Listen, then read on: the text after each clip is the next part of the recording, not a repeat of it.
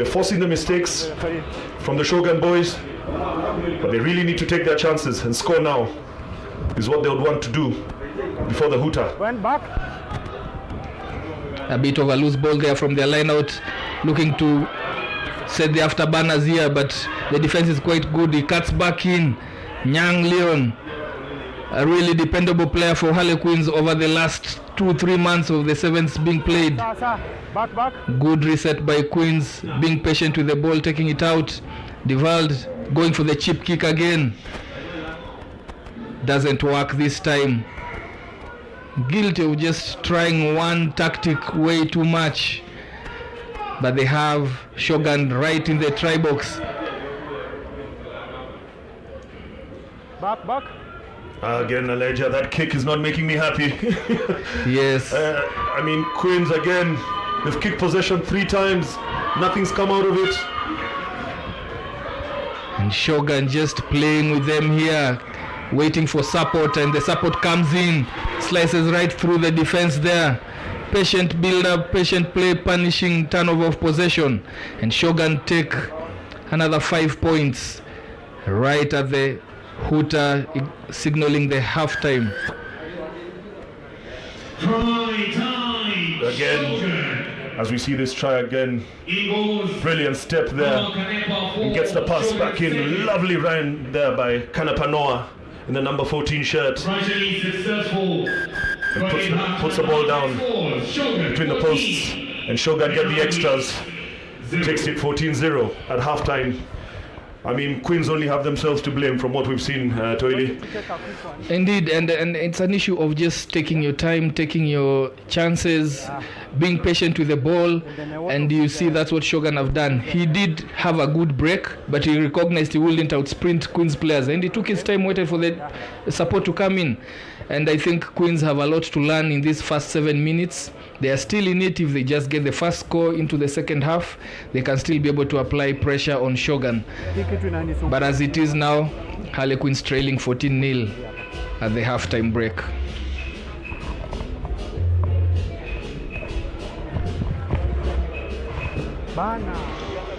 As the coaches give their instructions, our next game after this one will be the Red Wailers versus Kenya Morans. This year's tournament, we have 2 pools in the men's category. Pool A, the homeboys' favorite Shujaa are pooled with Zimbabwe, Lions Rugby, Qatar, and Varsity Select. Pool B has our neighbors Uganda, Kenya's second side Morans, Kenya Harlequins, who we are watching now, and Shogun, and the Red Wailers. Indeed, 2 pools, 10 teams. The end of it all, at the end of the pool stages, we'll be ranking to see who finishes number 1 all the way to 10. And we'll have the first 8 teams going into the quarters. The main differentiating factor will be the goals difference from both pools to rank them from 1st to 8 as we look to having the knockouts in day 3 on Sunday. Yeah, so just 1 game today. Each team plays 1 game. We also have a women's category, 1 pool. We have the Costa Blanca, Shogun, Kenya Lionesses, Uganda, Kenya Cubs, and Uganda 2. They'll be in action later on this afternoon. Kicking us off for the second half. A deep restart there just outside the 22, but goes straight out. Again, another unnecessary and forced error. Should have been able to pin Shogun in their 22, but conceding territory immediately at kickoff. Not the start Kenya Harlequins would have asked for. No scrum. Gifting Shogun the ball. And they have another chance to try breach this line again. Trying to manipulate the defense there, coming back to this side where they have the numbers on the left. But Queen's defense stands strong. There's a pressure pass there, turned over, but knocked on. Knocked on by Shogun. Queens. No. Just a scrum. Not taking it on the mark. Dave Mwangi, ref calls it back. Knock on. Here, gents. For it was indeed a knock on. Here. Good turn of events for Harlequins. coming back into Shogun's half Let's shout to it. and having a reset at the scrum down. It's been a game riddled with errors. Both sides not really getting into the flow of things. But sometimes it's expected with the first game of the tournament. Go now, gents. Clutch! But Queens will want to do much better now. They want to keep this ball in hand Bind to the hooker. and really put pressure on the Shogun defense. Wait, Shogun. Early on, Shogun making substitution there. A name familiar with us, Odinga Alexandra coming in at number 1. Again, not being in sync in terms of what to do off the set piece at the scrum down. You will think this will be a prepared move, but they are guilty there of overthinking. Yeah, I mean, very surprising to see the Queens team playing so poorly. They look like they just got together this morning. We go now. Very disjointed performance so far. Bind! And they're running out of time, the clock's ticking. Wait.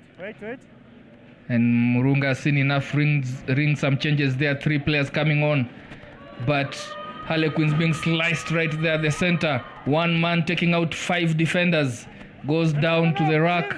Thank you, back. And Shogun attacking the shorter side, steps in, steps out, but gets held. Leave it. Back. Indeed, playing at furious pace, resetting, just taking their options, toying with the Queen's defense. That should be a turnover. Wait. Back. But no, numbers out wide. If he can just swing it out, and indeed he does so. Queens exposed there with fewer numbers on the left, on the right, but solid tackle. Again, numbers fouled to the left here. This looks like try is good, Wow. End to end. They couldn't chase them down enough. And Shogun get their 3rd try of the match.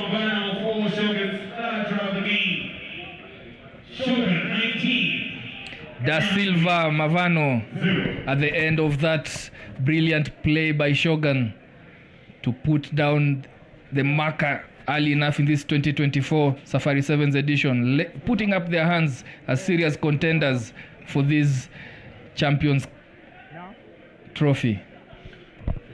Yeah, Shogun doing exactly what Kenya Harlequins should be doing, keeping that ball in hand, moving the defense from side to side, and finally finding those gaps. And Mavona De Silva Let's go. We have 30 seconds to go for the kickoff. had a little bit of a job to do, but runs over and makes sure he puts that ball down before he gets bundled into touch. Shogun 19, Kenya Harlequin 0. With goal difference being a key indicator for how the positioning will be, the seeding will be, I don't see Shogun, taking Queens at ease here. They're going to put them under the pump and try to force as many tries as possible. And for Queens, again, the reverse is true. They have to concede less. There's still a lot to play for. Yeah, definitely play till the last whistle. High kick there, recovered. Goes down to the rack. It's contested and the ball pops out. Too much pressure. He opts to put the ball the backfield of Shogun, who regroup here. And Queens need to stabilize in their defense. Sliced again right through. The Wild has got a lot to do with 2 men there, and he cannot do anything about that. Caught in 2 minds. The ball carrier, the support runner, and they concede their 4th try in quick succession. Again, the man himself, Williams Peter, going into 2nd try of this match. Yeah, it's getting a little too easy now for Shogun. Running the Kenya Harlequins, the local boys, in circles. And that was a lovely, lovely try. That kick, there was no proper chase. The defense line wasn't set up, and they attacked, found gaps. Too many dog legs in that defense. And you can see right there, Diwal caught in 2 minds. And anyone who's played a sweeper before, that wasn't going to come out in his favor.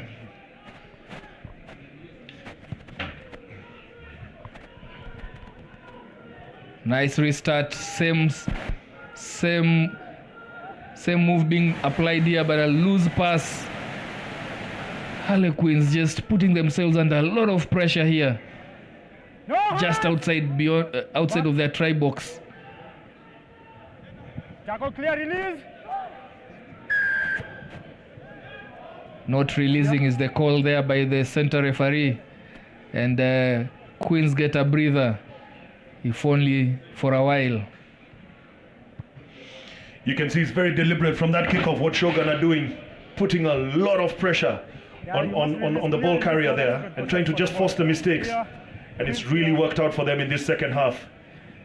Yeah, Harlequins haven't exited their half only once or twice, but they've been pinned in their half and really paying for the lack of accuracy in their gameplay. The line out is all going wrong for Harlequins. It's just not working. I think they'll be glad to hear this hooter. Indeed, they will. Go and regroup, have a good night's rest, and think about it, and come back re-energized tomorrow. Still lots to play for. Now, let's set up. Yeah, tough day, tough game one for Harlequins. They have a lot to learn from two-time champions of the Safari Sevens, the Shoguns, formerly known as Samurai. Samurai is indeed a very strong outfit. If you look at their history, littered with world-class players. It is the Barbarians version of the Sevens. One of the players who featured for them recently, Andrese, we all know he went to win the World Cup with South Africa just last year. He turned out and was the MVP in 2018 playing for the Samurai. Just goes to show you what Queens were really up against in their first assignment in this year's edition of Safari Sevens. The local lads urging Queens to get just one over the chalk here if they can just get onto the scoreboard with the hooter having gone. Oh no, another mistake there. The Shogun defense has been really aggressive. They're really stepping up and forcing the mistakes. And that's the game. Shogun 26, Harlequins 0. What a shutout by Shogun, shutting out Harlequins. No score on the board. 26-0 ends in Shogun's favor. A good start for Shogun rugby. Yeah, definitely. They definitely, I mean, the first half was slow, but the second half they really came out hard. I guess they got their breath and just showed, really played some good rugby at points there and just had too much for Queens. Queens will have a chance to redeem themselves later on today against Uganda. Next game, the Red Wailers versus Kenya's second string side, the Morans.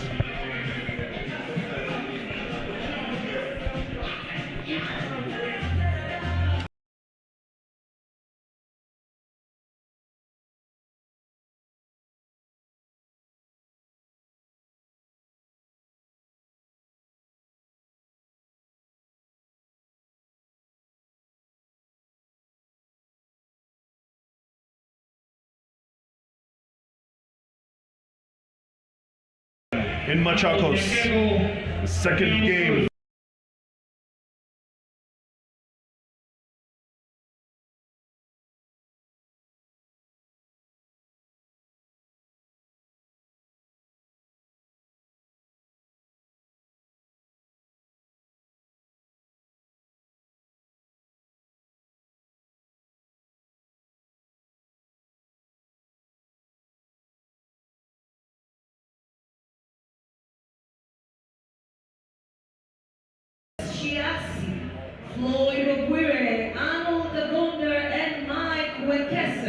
This is the second match of the first day of the Safari Sevens, right here in Machakos County.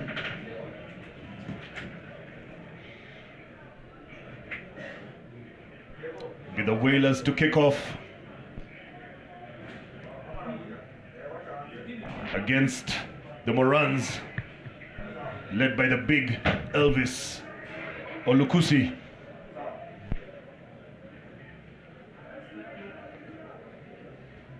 Wailers going up. Ball bounces into the 10. Our center referee will be Blanca Kyoko. Morans get the ball and get a chance to attack. And Robinson Kiblamat. It's outside. Big strong run. Makes 10 meters there. Takes 2 to 3 of them to bring him down.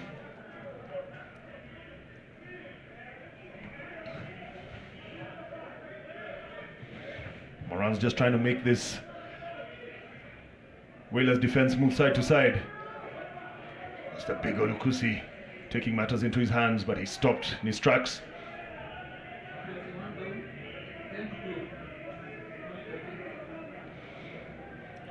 Wailers defense so far holding up.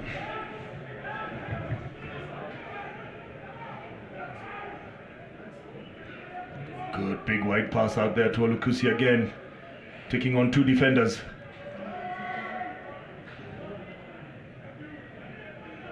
Referee not happy with what he saw there.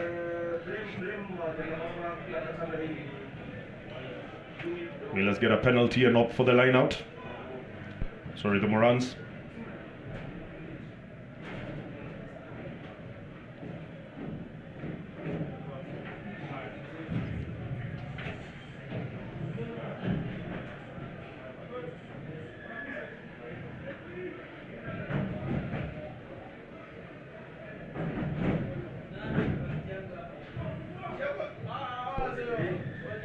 Morans with the line out deep in the Wailers 22.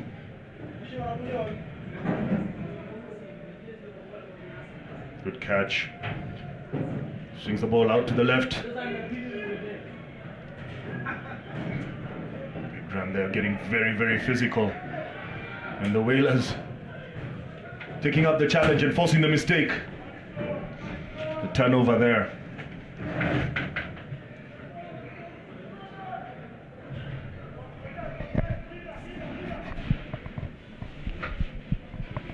Again, both sides haven't really got into their rhythm, just like we saw in the first game. It's a Wailer side littered with local boys. Yes, indeed. You can easily call it a derby. These players know each other very well. However, Morans with the pedigree, having won at least 3 of these titles.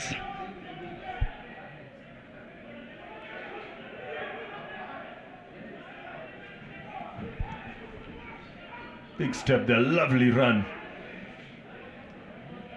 Make some good meters, getting the Wailers trying to get over the halfway line.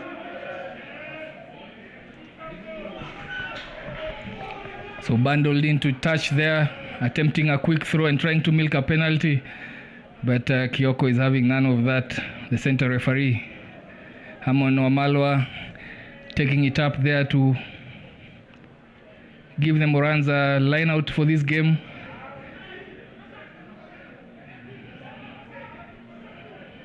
Not thrown in straight, and being contested means that they take it back for either a line out or a scrum down. They opt for the scrum down.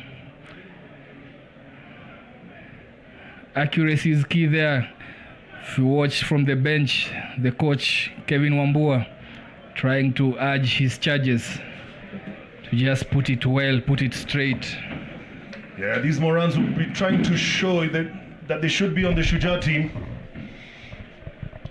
With Kenya getting back on the World Series, these boys will be fighting for positions to get onto that team. But it's the Wailers that are breaching the Morans' defense. Working that ball through the hands. Lovely line there. They keep the ball moving. Really testing this Morans' defense line. Big fend there, but he's still brought down.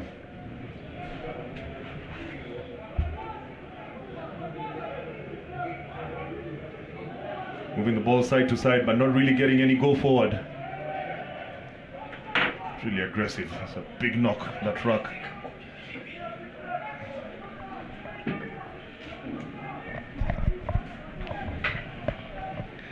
Wailers giving Morans a rough time here, and they cut through to go in for the first try of the game, putting Moran to the sword here. And of course, looking at the bigger picture of how they'll get themselves into the reckoning.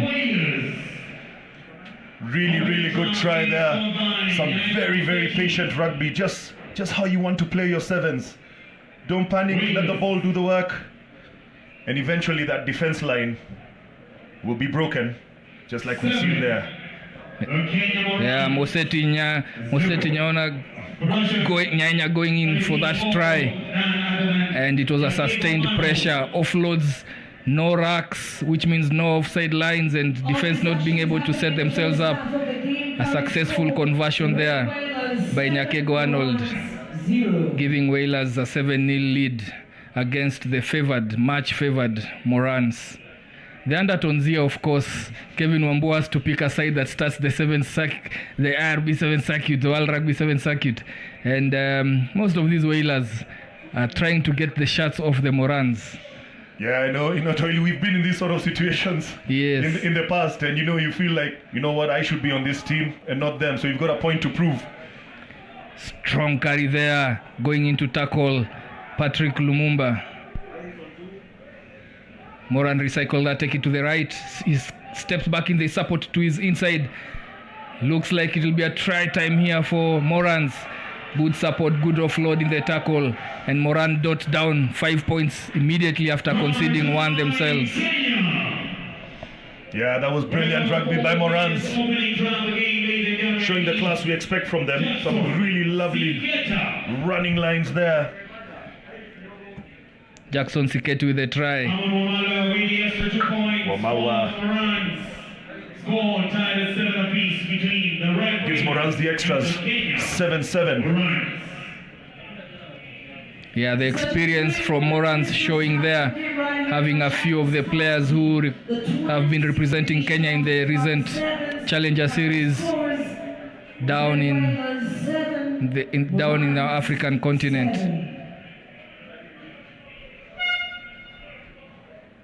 Players huffing and puffing under this hot sun. Temperatures quite warm in this afternoon in the Machakos County. Yeah, lovely day to watch rugby. And the first game is always a killer. Yes, indeed. Always tests your lungs. First time that you're all out, and the restart not successful there, being knocked on. And the ref calls it to a half-time with the scores tied at 7-all. Wailers with the first one, Morans responding immediately. Both teams will look to win this game. Draws are not your favorite in the first game of the tournament. Yeah, definitely. I mean, the Wailers will be the happier of the two sides at half-time. Morans will just need to settle down. That's what the coach, Loic Isia, will be telling his chargers.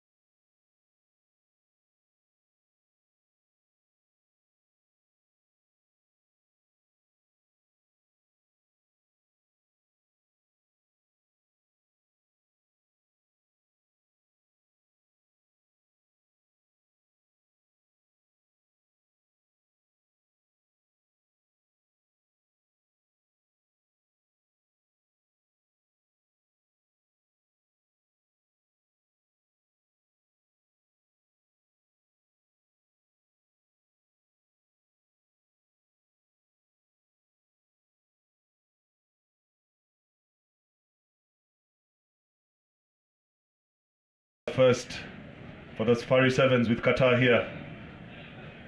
Welcome, Karibu to Kenya. Second half of our kickoff, ladies and gentlemen. A very warm welcome if you just joined us. Back to the pitch, it's Kenya Morans. This is the Jomo Kenyatta Stadium. This is the Red Wailers, 7-all. Premium, the Africa Premier Sevens kicking off.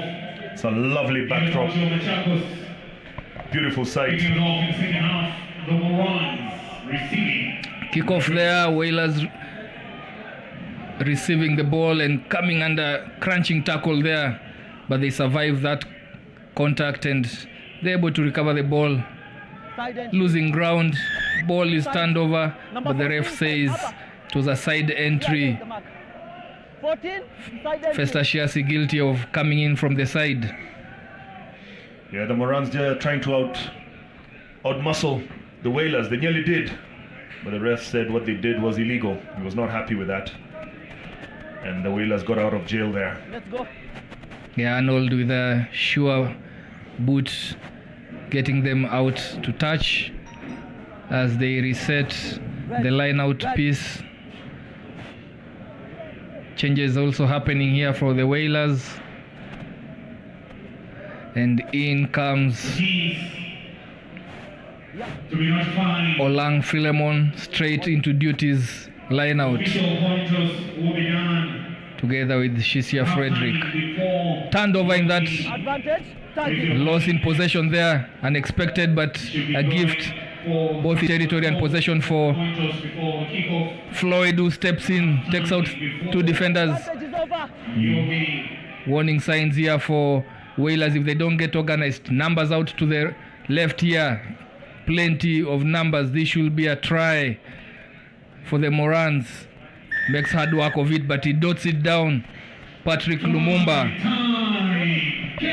Much better rugby there from the Morans. Recycling the ball. Stepping out of contact. Caught the Wailers' defense in 6s and 7s. And they just had too much out wide there. And the Morans now definitely showing their class with that set play. Let's go.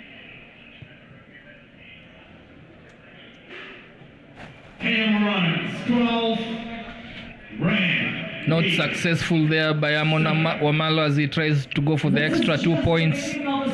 But Morans now looking to settle, pinning Wailers in their half, punishing them in the turnovers, and shifting the ball out wide to the speedsters. Lumumba being the beneficiary of that turnover. Amon Wamalo to restart for Morans. You expect it to be high, contested, and Wailers do well to recover it. No hands! No hands!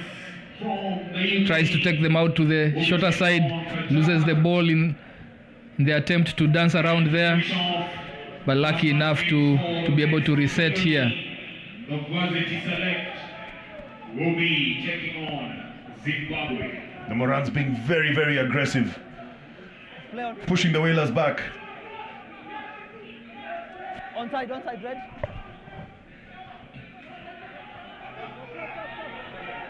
Wailers survive that pressure. Point of the game, good soft hands there. However, Morans are all over Wailers. No space for them to operate. Every pass is a pressure pass. Oh, he does well to get it out there.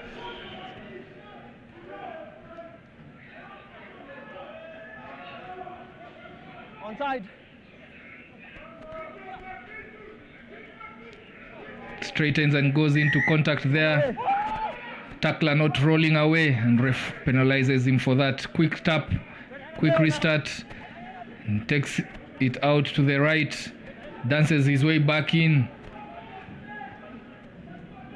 trying to get it reset there in the rack. Onside.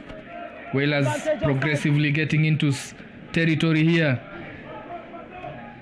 Strong carry takes out two men. Ball is loose. That becomes a pressure. Offside. However, the ref calls them back for an offside. It's turning out to be a defensive session for the Morans here. Wailers doing really good. They were in lots of trouble down in their 5-yard and have managed to get just outside the Morans 22.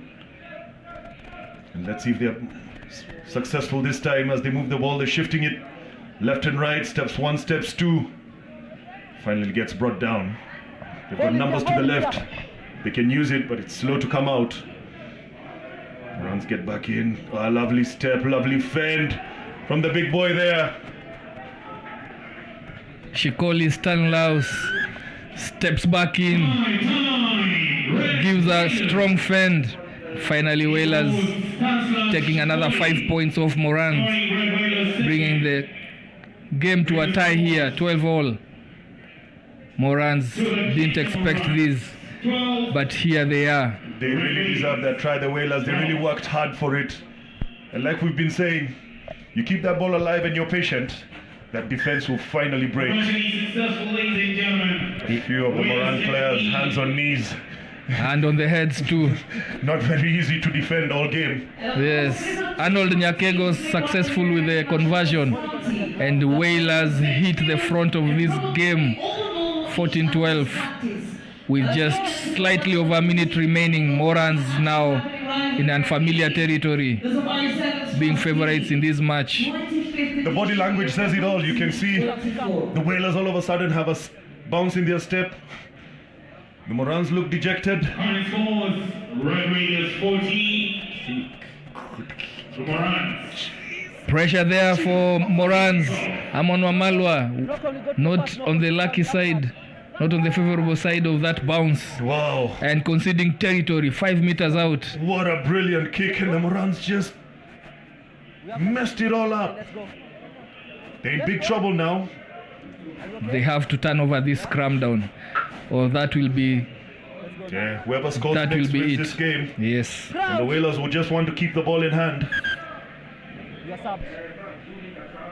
Ref calls timeout to allow for the substitution. Olukusi, the co-captain, goes out, having done his duty, leaving his charges trailing by 2 points here with the less than 30 seconds remaining.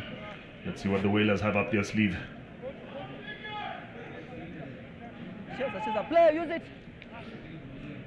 Tense times here for Morans. They have to defend and turn over this ball if they are to get anything in this match. The hooter goes. There's a potential turnover there. Yes, and it is called. Quick tap. Floyd, who has space to burn, plays it out to the left. Amon with the ball. Really tough times here. Ball is still live. He didn't step out into touch. Morans with an opportunity here. It will be heartbreaking time for Wailers if they are to concede here. Floyd out with a forward pass for sure. Oh, he's messed it up. Toily. Oh, that is a coach's nightmare. The forward pass. And we have our first upset of the day. The Wailers beating the Morans 14-12. Wow, that was an exciting end. Wow, really.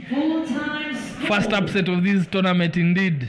Morans taken out by Red Wailers 14-12. Last minute pressure pass. Floyd couldn't get it straight. With everything to play for, Morans end up losing.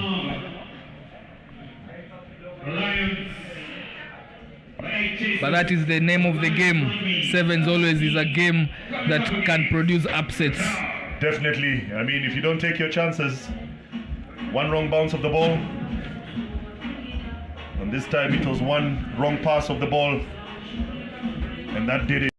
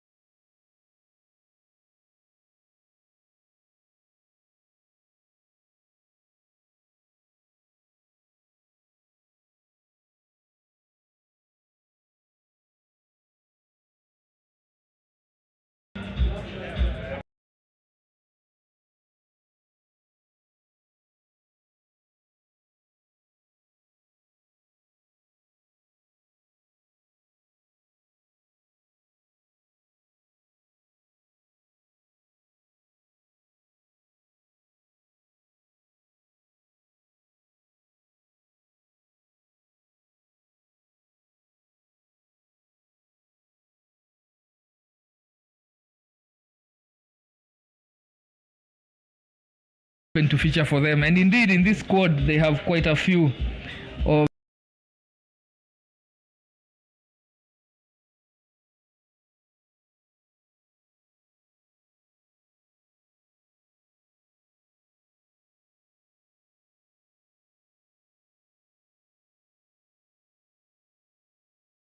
Robert Wahinya Brian, Oje Jacob, Israel Kalumba. Those are the familiar faces that you will see in the UK outfit that has also Carpenter, Fletcher, Watkins Arun, Chimbukulu Davi, Forbes, Grady, Vara Vilikesa. Did good restart there, good kickoff there. Wahinya recovers it for the Lions and sets off into the Qatar's half. Slices through. What a step. Leaves his defender clutching for straws there. And within a minute, Lions Rugby put in the 5. Carpenter Fletcher goes in for a very fast, very quick try. Brilliant step there by Fletcher. And he'll want to convert his own try. And he gives the Lions the extras. 7-0, leading Qatar. Qatar 0. That was quite small. Yeah, indeed, Qatar coming in with Fahid, Al-Resi, Shina Anine, Vishwa Deneth, Rizwan Tuan, Muhammad Ali, Sinak Tuan, Randa Hashana, Ian Omondi, Patrick Emmanuel, Darwin Manyange, Abdulaziz Mubarak, and Don Dylan, getting an introduction into Safari Sevens. And here things are fast and furious. They have to get their defensive structure right. Otherwise, it might be a long day in the office. Carpenter is starting there. Goes deep and it's recovered. Good leap there by Forbes Grady. Well, welcome to Kenya, Qatar. Fahid Al-Resi, having none of that loose ball, boots it out. But the pressure is on and the pressure is real. Losing territory, losing possession. But this is like an Olympics. Participation is as equally important, especially having debutants Qatar here. Yeah, definitely. Come out and enjoy the rugby.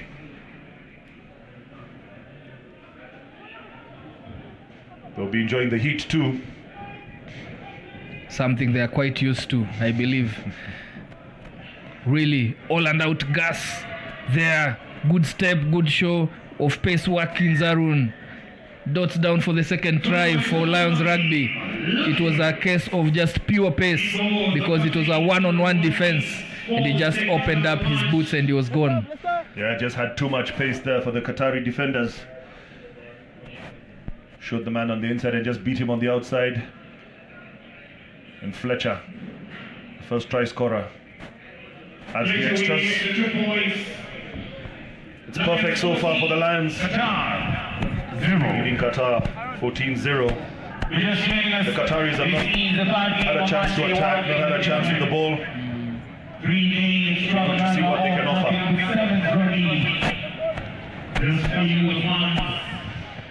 I remember some times back, Germany just starting like this. And within a number of years, they were real contestants, beating even Kenya in the Challenger tournaments that we've been in. So good start for them in the rugby journey. However, they have come up against a very smart Lions rugby team here from the UK. And they are being put to the swords here. Dummy there by Carpenter Sold. Steps back in. Really showboating now. Good step. Dummy here, steps back in. Brilliant there from Carpenter Fletcher. He's obviously the star man of this team. And you could just hear the crowd really enjoying him and cheering him on. Beautiful, look at that, the show of the ball. Beats the defender on the outside. Steps back in. And the defender just bought it all. Bought the dummy, hook and crook, and it was done for him. Once he stopped Carpenter was left with the sweeper. Qatar. Lions on the lead. Carpenter. Professional successful. That was brilliant.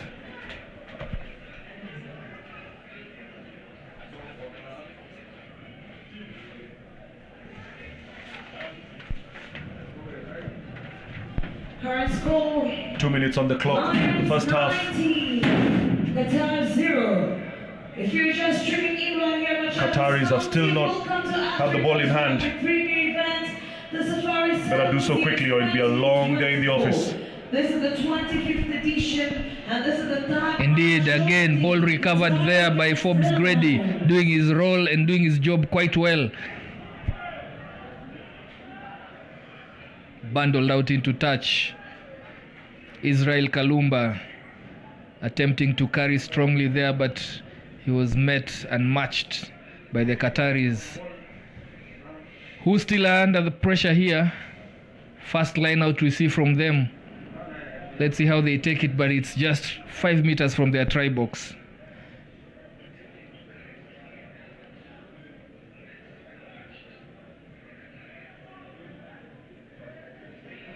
Ball lost in that line out, and it's an easy try. 5 meters out. Forbes Grady again showing his adept in any ball in the air. Yeah, just too easy for the Lions now. Unforced error there by the Qataris. And the Lions maximize and get another 5 points. Yeah, and conversion by Carpenter Fletcher. I believe we'll be saying his name. Beautiful kick. We'll be saying his name a lot this weekend. I think he's already showing that he'll be one to watch. Indeed. And this game is turning out and setting itself up to be the first big score for this day one of Safari Sevens.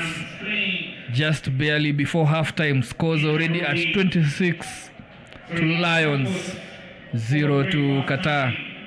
Living up to the name. Current scores: Lions 26, Qatar 0.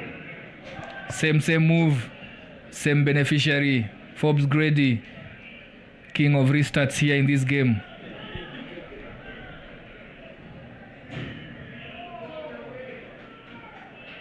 Finally, something to cheer about for the Qataris. A successful turnover. Kalumba guilty of holding on in that rack. What will the Qataris do here? Loses his footing, goes down.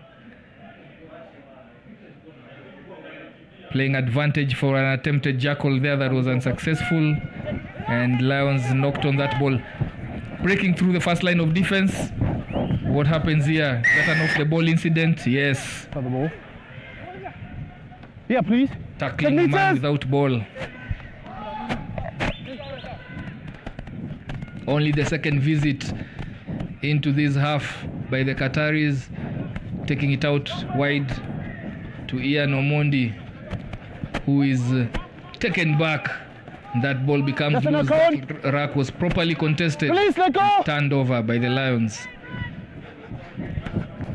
Over. Mixing it up a bit here, putting the sweeper under a lot of pressure here. He has to leave that ball or he'll be penalized, and indeed it was. And a quick tap. And guess who again? It's Carpenter Fletcher. Oh no, and he actually passes it on to his mate. Says, you can have it this time. Yeah, with hands on the head, Carpenter Fletcher has put in a lot of work in this first half. He calls the captain, Aaron Watkins, for his second. Passes on the ball there to Aaron Watkins and says, you can have this one, mate. Lions. Yeah, sharing it all around. 33. Brian Wahinya takes over the kicking duties and puts it through for a halftime score. Total hiding for Qatar, 33-0. Big score here. As we see Carpenter Fletcher passing it on to his captain, Aaron Watkins. Says, thank you very much. I'll take the 5. Can you try to put this thing in a pocket behind? It's half time. Yeah.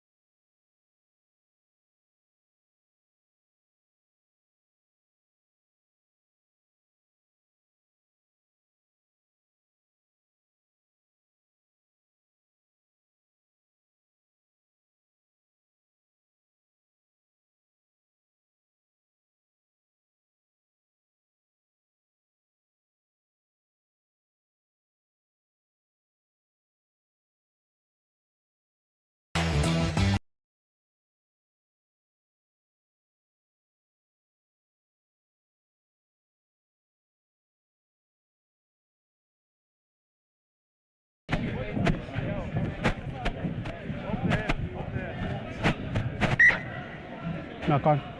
And there. Let's go, guys. Let's go. Qataris will get another chance to attack. Really deep in their own half. Yeah, they will just do well if they will just do the basics. Crouch. Keep the ball in hand. Go for. Don't bind. No hands. Go for a rack. Go for a set piece. Recycle the ball. Bind. Keep the ball in hand and just try and stretch the Lions' defense a bit here and there. They should be able to get some cracks in the defense. Support play is very important here. Only one man supporting him as he attempts to go through. Good strong defense there by the Lions. Ball shifted out to the right again. That is it. Just keep the ball in hand. Ensure that you retain possession, but that has been turned over. Good steal there by Hamaya Edmund. Diving a play on the ground. But penalized for going off feet in that rack. And Qatar gets to breathe. Get a breather here. Okay, buddy. Shifting it again out to their left. Coming in strong. That was good darting run there by Shina Anie. And Anine has set up his team well here. They have made some ground. There's an advantage there for a knock-on. It was a clear one. Really butchered him there. He had numbers on the outside. Knock on. Didn't use his men. But kudos to them. They have been able to keep possession for the last several minutes. Yeah, a good improvement from the first half where they were literally turning over possession. Yeah, that's the trick. Let's go, boys, let's go. The ball in hand, as we've been saying.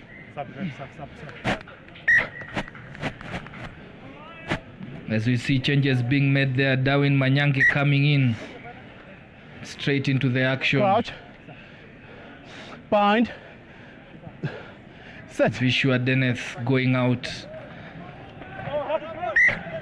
Straight Contested out. there. Straight out. The ref calls it Same ball.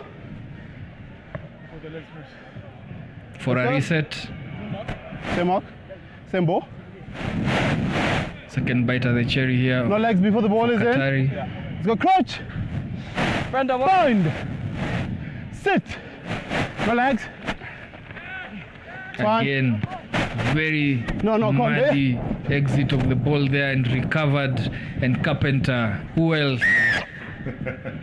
Yes, that man again, Carpenter Fletcher.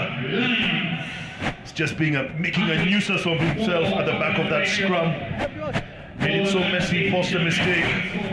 And his hard work pays off. He gets the 5 points.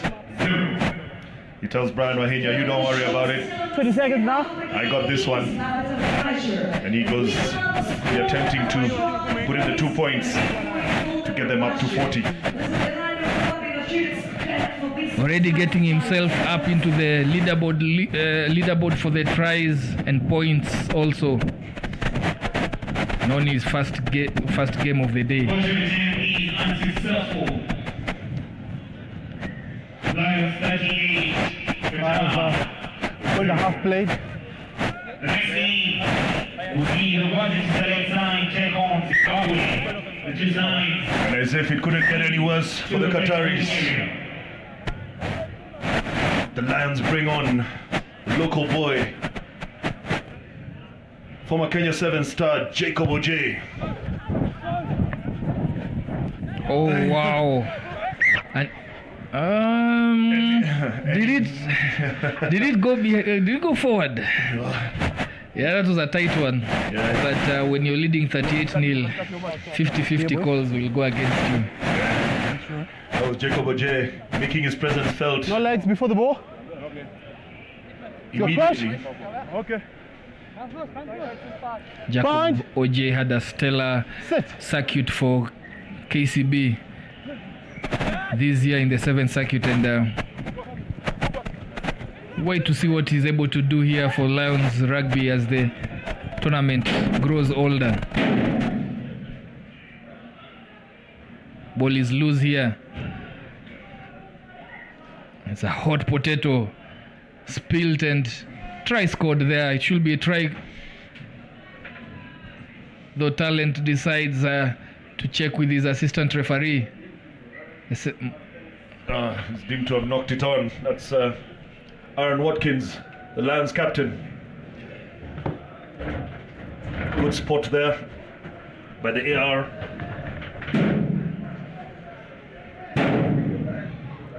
The Qatar is briefly out of jail.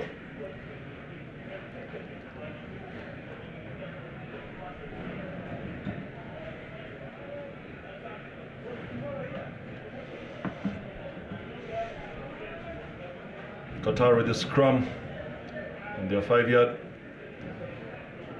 looking to exit big boot downfield. Lions able to field it.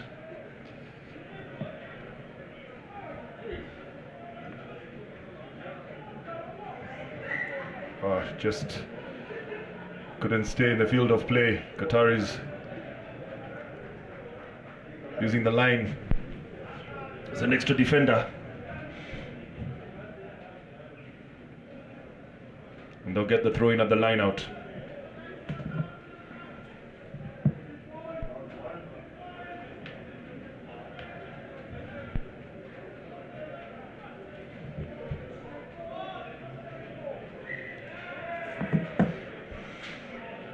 Referee says not straight. Long day in the office for the Qataris. First time at the Safari Sevens. It's not a game they would want to remember. As the hooter goes, the Lions get the put in. We'll be looking to seal this victory in style. Oh, Fletcher trying to be too clever at the base of the scrum. Knocks it on. The Qataris make a hash of that one too. And the ref says, that's it. Very hungry, ladies and gentlemen, full-time scores. Lions 38, Qatar 0. Next game will be Lions 38, Qatar 0. And next, another local side, the Varsity Select. The best of the best from the Kenyan universities, taking on Zimbabwe.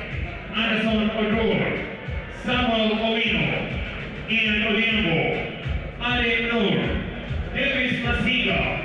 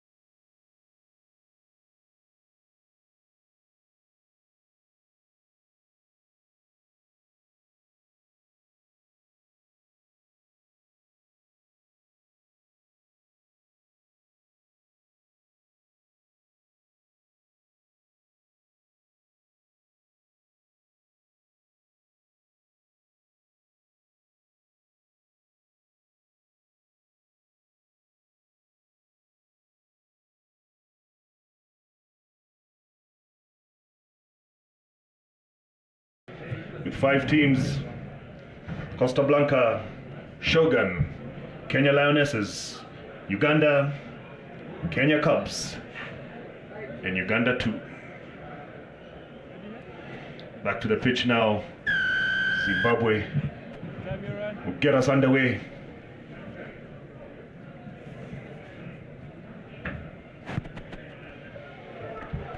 That's Trevor Ngurwe with a kick. Goes deep to the Varsity side. He struggle to feel the ball. That's retained there by Dion Kimalo. Good pass. Referee's not happy with that one. Forward pass there by Kuda Kwashe.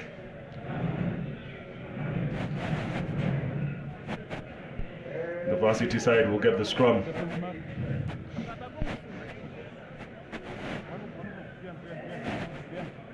Good push, lads. Crouch. Bind. Set. Varsity select with a put in just outside their 22. Give the 5. Works out. Whips it out. Attacking. Going down to the left.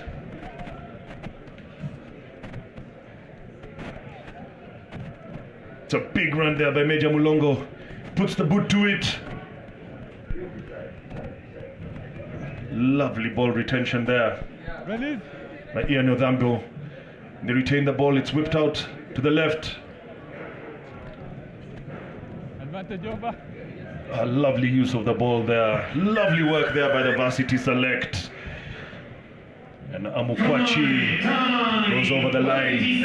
Really great work. Here goes Clayton Amukwachi for the opening try for the Varsity side. Zimbabwe side had no answer to that attack. Zimbabwe 0.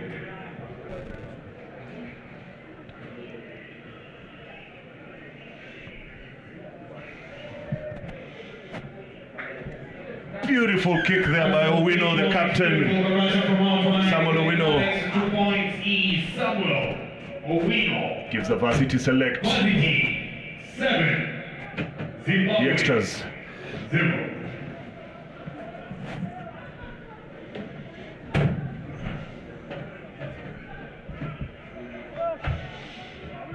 Time your run. Varsity side to take the restart. The captain himself, Owino.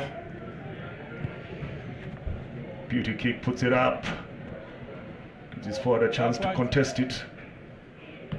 The Zimbabweans retain it there with Nigel Tinaro. Stone side.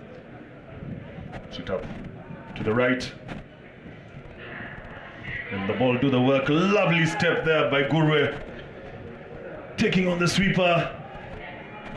Gurwe, Trevor Gurwe. Brilliant run. Says thanks for coming. Try time. And dots the ball over the white line. Under the sticks. First try by Zimbabwe. Takes the kick himself. 7-7. Percussion successful. First Zimbabwe points. 7. Varsity select 7. Varsity select. Brilliant running there by Gurwe. 7. Defense left on the floor.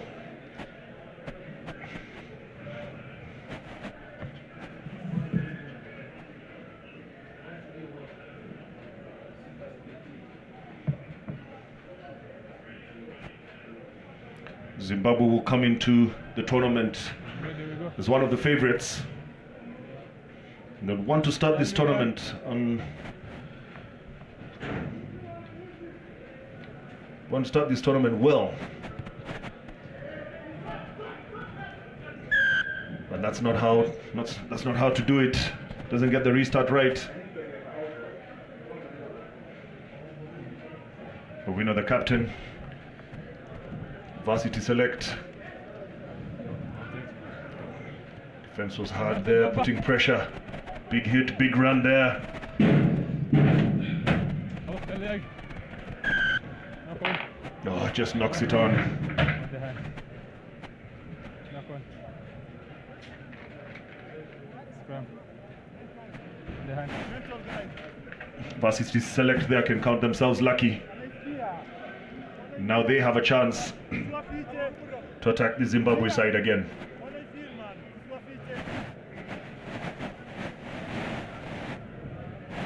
Okay.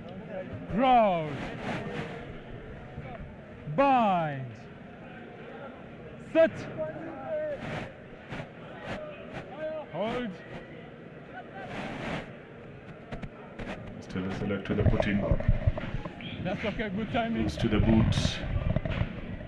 And gets them out of jail, albeit temporarily.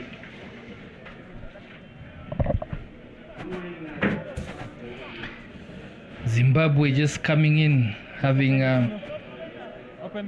had a good outing in the recent Zambezi tournament where they managed to win, the likes of Botswana being there and Zambia.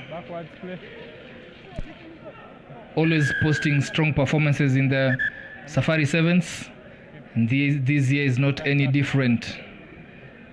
Referee there having none of the interference of an intentional knock-on.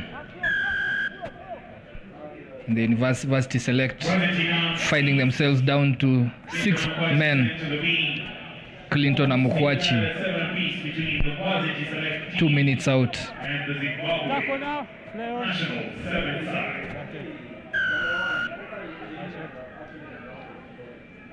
High tackle there, penalized. Zimbabwe now having to chase this one down. Good tactic, good choice there. But he has to ensure that he does not exit from here. Otherwise, their defense will be found in 6s and 7s. Good pass. Battle of pace there, but he decides to come back in. Mlongo waiting for him eagerly at that wing. He opted to come back in, but numbers out on the left here. Oh! Ndlomo, he had a look. Oh. It was open seas for him, and he couldn't coordinate.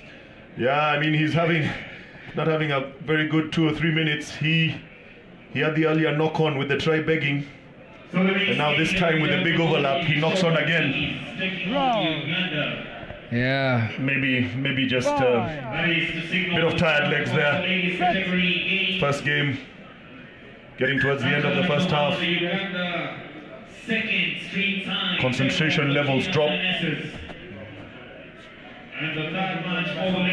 Let's see what the Varsity Select can do here. Playing with a man down. Mukwachi, the try scorer, is in the naughty boys chair. Set. Hold it there. Varsity Select will just need to be clever and keep the ball in hand. And they kick it out and play for the hooter. Good decision. Halftime score, the Varsity Select. As I was saying earlier, Zimbabwe will be seen as one of the favorites here and would want to get their tournament off on a good footing. But so far the Varsity Select have made things very, very difficult. It's not going to script. We saw an upset earlier when the Wailers beat the Morans. Could we be in store for another one? absolutely, it's possible. You know, the Varsity Select is a very strong side. If you check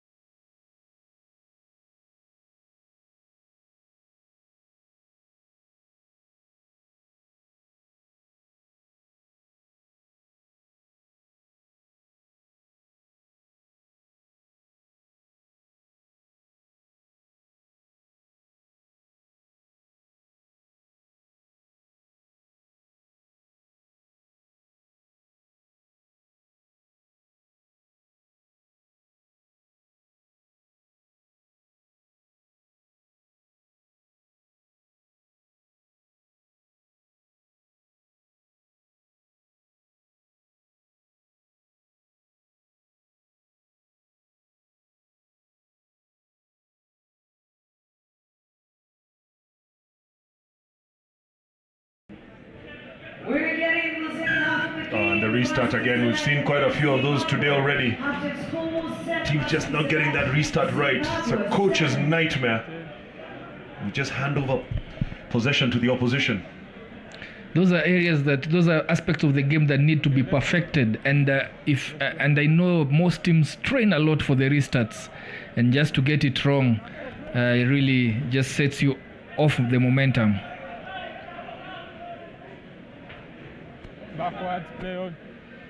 Ball recovered there, turnover, loose pass picked up, and off to the races at the Varsity Select side here.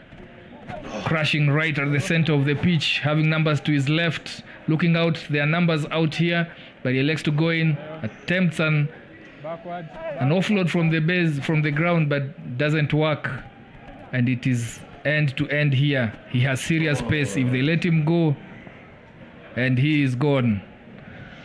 That's Trevor Ngurwe with his second try of the game. Just taking matters into his own hands there, said, you know what, give me this ball, I'll show you what to do with it. And he does exactly that.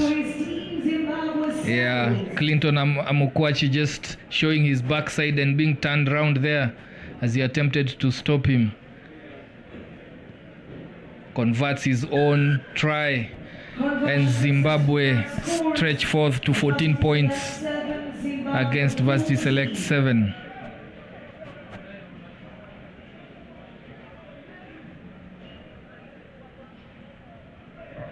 He looks towards the touch as if asking for a substitution, raising his hands. His coach is telling him, you're the only one scoring our tries, where do you want to go? Yeah, the game is still tight. It's only 14-7. And he'll have to suck in some big gaps of air here.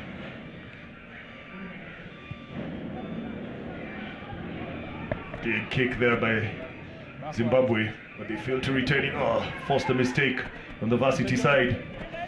Out to the left. Oh, ball goes through the hands. Doesn't stick. Mulongo cleans it up for the Varsity Select.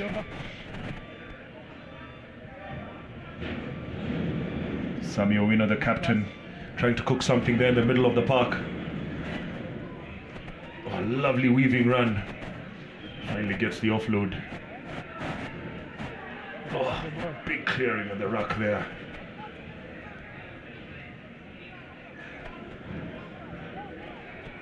Really doing well to keep the ball in hand. And finally working their way into Zimbabwe's half. Oh, puts the ball to boot. I just think that was the wrong decision. Zimbabwe defense recover. Ian Odhiambo had support on both sides, but tried to go for the space at the Zimbabwe's 22. Probably should have kept it in hand and put pressure on Zimbabwe. And now with that clearance kick, Zimbabwe are able to reorganize their defense, contest for this line out, and slowly eke the minutes away here. A bit of a loose line out, but recovered by Varsity Select. They have done well to just keep ball, and I love the way they're able to offload and use the breadth and the width of the pitch here. Mlongo having to deal with that messy pass, but does well. Not releasing there in that tackle. Very clear from where we are seated.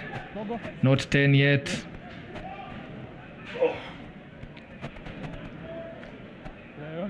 Just that last pass not going to hand. Zimbabwe very dangerous on this broken play. And there it is. Really good at counter, but he won't get there. Just does well to wait for his support. A really clever play there.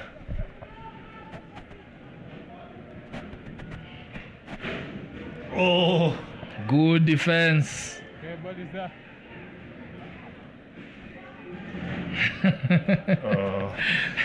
Running out of defenders, putting in their all in that rack, but trotting into the try line, into the try box. Vuyani Ndlomo.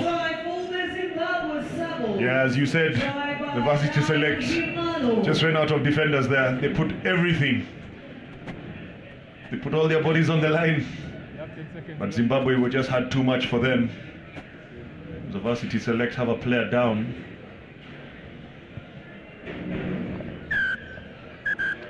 Yeah, and in comes Fidel Chimwani and Aden No for the Varsity Select.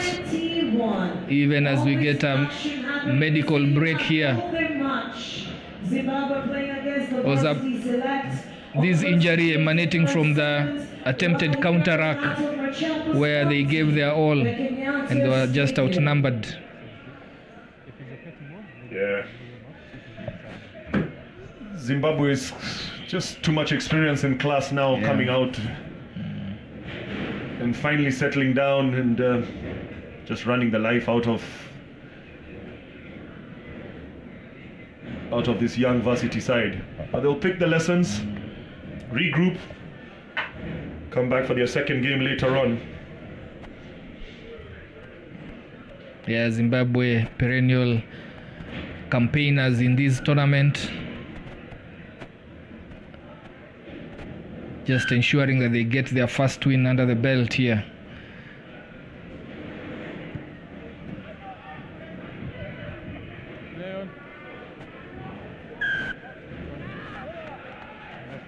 Knock on from that restart, and Zimbabwe get the ball back. Zimbabwe have had a very strong defense and very good in the counter. Once they turn over the ball, they have had 2 long-range tries, which just shows that they have it in them to play the patient defense and hit on the counter.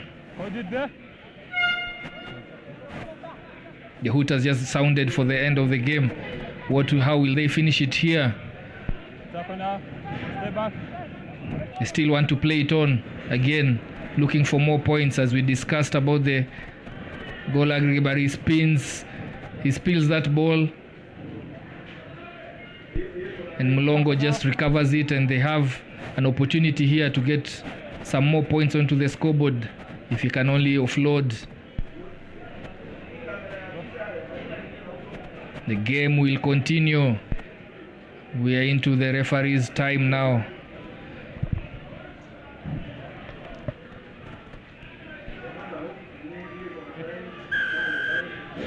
Oh, he didn't release the ball.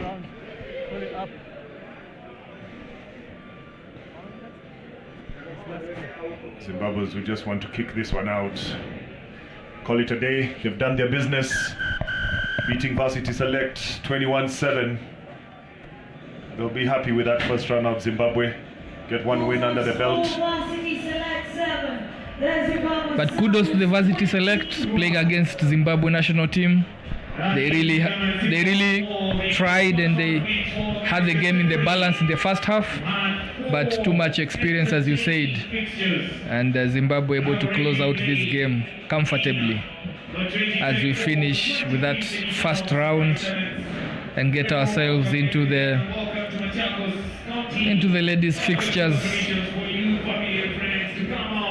in our next match. Yes, it's the ladies rugby next. We have the Shogun ladies taking on Uganda, the defending champions. After that, we'll have Uganda 2 taking on the local girls, Kenya Lionesses. And then we have Costa Blanca Barbarians taking on the Kenya Cubs. That's the ladies category. 3 games back to back to back. The 25th edition Varsity, and it is the first time we're out here in Machakos County. What is in store?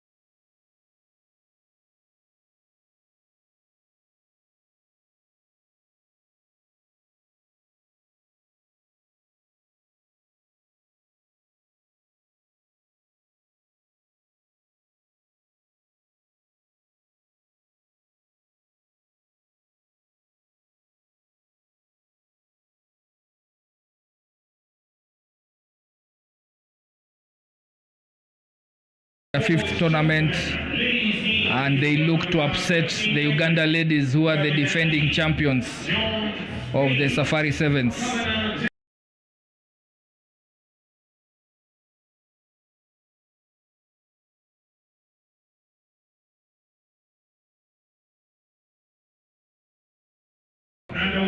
Fazira, Mamkwaya, look out for her. We're getting the first half of the game. All the ladies category of the Safari Sevens first here in Machakos County. That's about to go. Good take up here by Uganda ladies, gaining that possession of that ball and looking to go out wide, test the defense out wide. If they can release their winger early enough.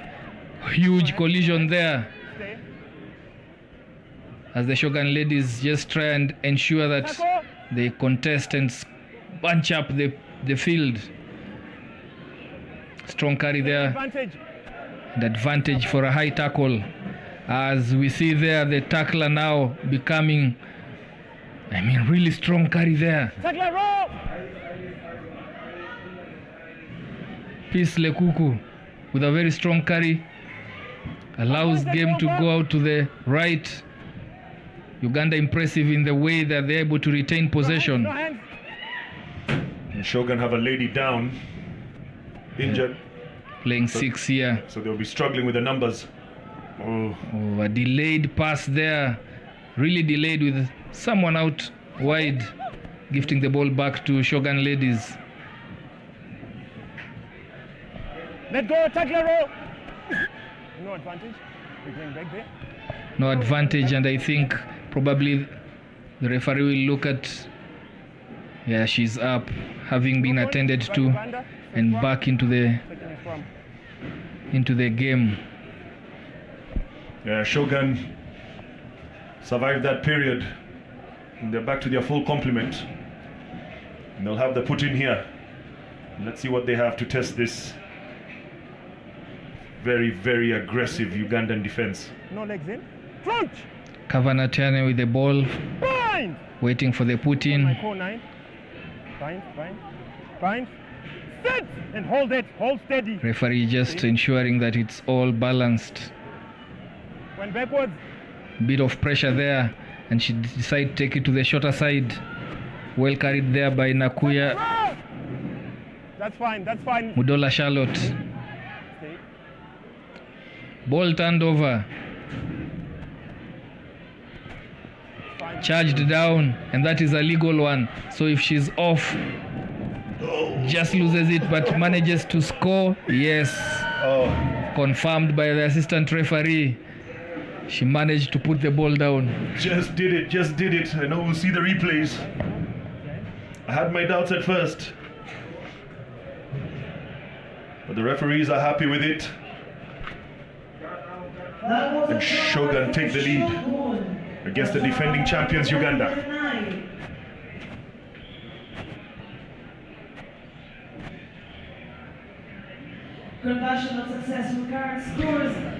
Kavanagh is unable to convert and add 2 points. Shogun ladies with a 5-0 lead against the defending champions from Uganda. Stay.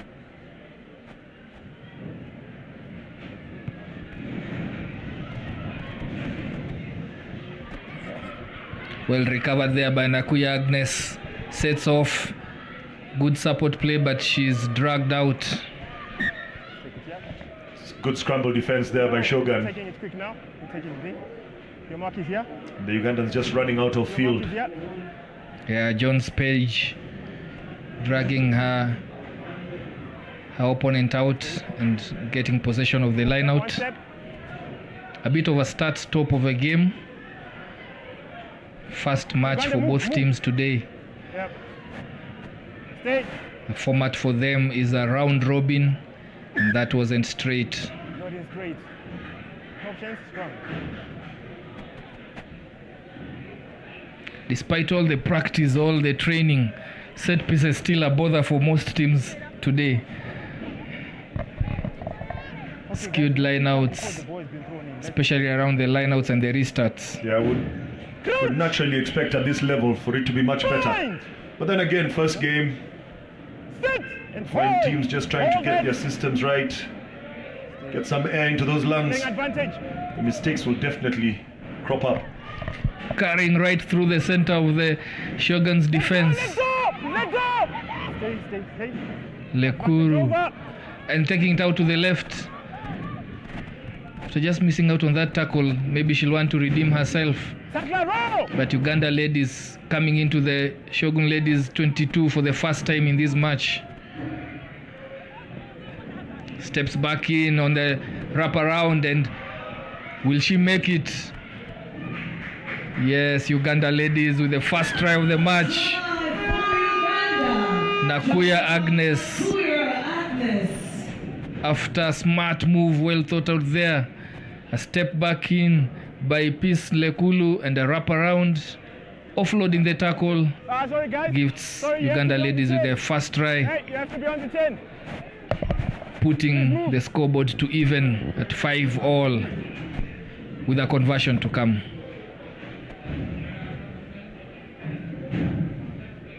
Maimuna Nasozi just misses that one, goes wide. Remains 5-5.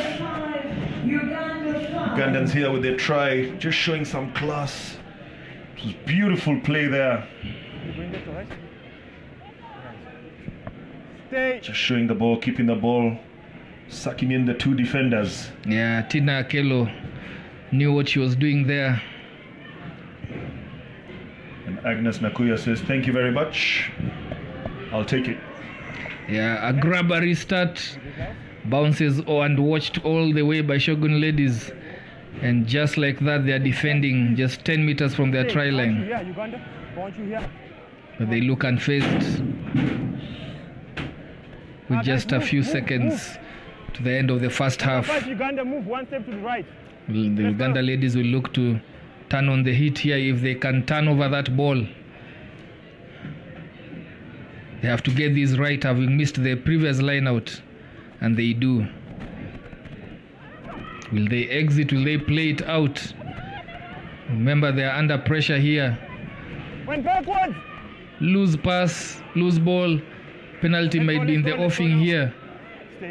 And it's a turnover by Uganda ladies. Really now, Shogun under the couch here. Route 1, strength. The referee penalizes for offside play at the rack. What do Uganda ladies do here? I see them calling. I mean, it's the tactics teams are using now the world over. From the penalty teams call for the scrum. Yeah, just to build up and give themselves a lot of space to work with. Right here towards the end, if Uganda ladies are able to get the ball out to the wing. They're looking here to go to Paige Lukuku. There she goes. Tackler, release! Corner flag is their friend here if they're able to get the ball out wide, and they do so, and she's going for the corner flag. Will she get there? Tackled and falls short, and it's a turnover ball, and again turned over. Tackler, release! Lung busting game here for both teams. Straightens it and goes for the try line. Will she get there though? She just short, offloads and knocks it on with the try line beckoning. Really desperate defense there by Shogun. They did really well just to force the mistake from the Ugandans, who wouldn't be happy with themselves. I think the Shogun will be the happy of the two sides going into the half at 5-5. Captain scored Shogun's 5, Uganda 5. We'll be having the award ceremony for the underage category. Under 14.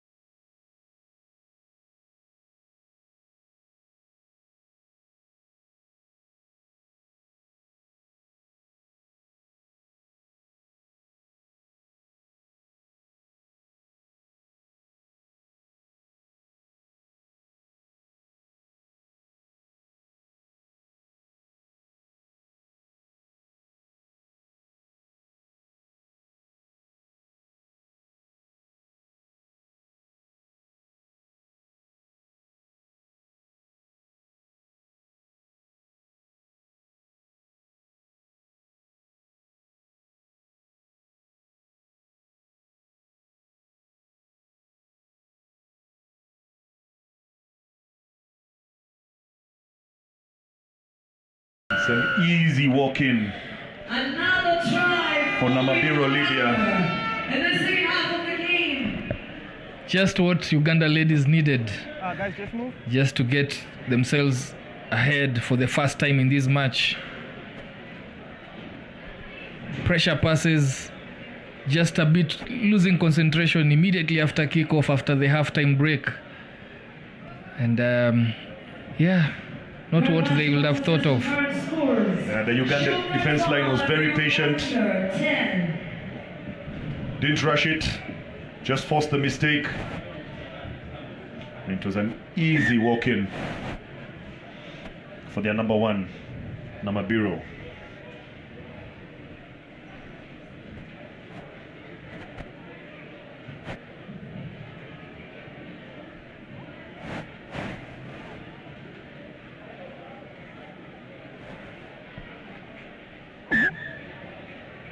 It's gonna be quite a competitive ladies tournament, this one, with the Kenya Lionesses yet to come. You have the Shogun ladies, you have the Uganda ladies, the defending champions. Very interesting category for this year's ladies tournament. Tackle release! No hands!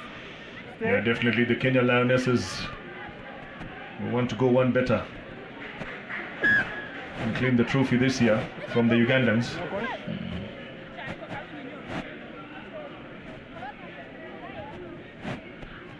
But the Shogun team looking pretty tidy too. Guys, I want you Pretty to, competitive. I want you to stay there. Okay. But let's see if they can keep this Crouch! Ugandan team Bind! from scoring. Sit! And hold it. Stay.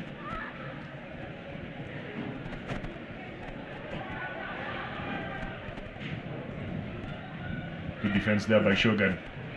Advantage! The Ugandans trying to Tackle. breach Move. Route Stay 1, on. trying to breach that Claim Shogun another defense. advantage. Pushing the passes Advantage to the over! left. Peace with the ball. She gets over, lovely offload. Gets the ball to Maimuna Nasozi. Another try for Uganda. Puts the ball down in the corner after lovely work from the number 12 piece. Yeah, now Uganda letting their class show here. Fantastic build-up. Used the offload in the tackle, and there was no one to cover that one. They stretched their lead here to 15 against Shogun Ladies 5. Really well worked out. Shogun not being able to get out of their half since the restart with that early error, gifting possession to Uganda, and they have been pinned back in their half for literally Sorry.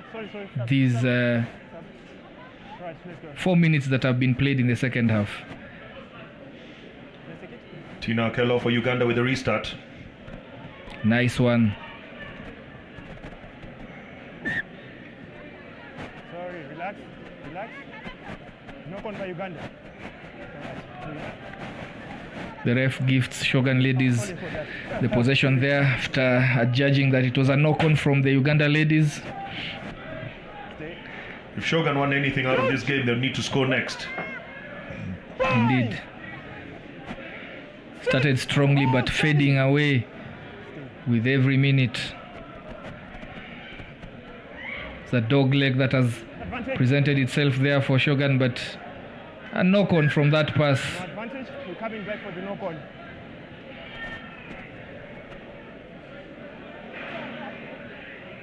Errors keeping Shogun Ladies in their half. Yeah, guys. Yeah, and now they'll have to Guys, I want you to hold do it. the hard work of defending.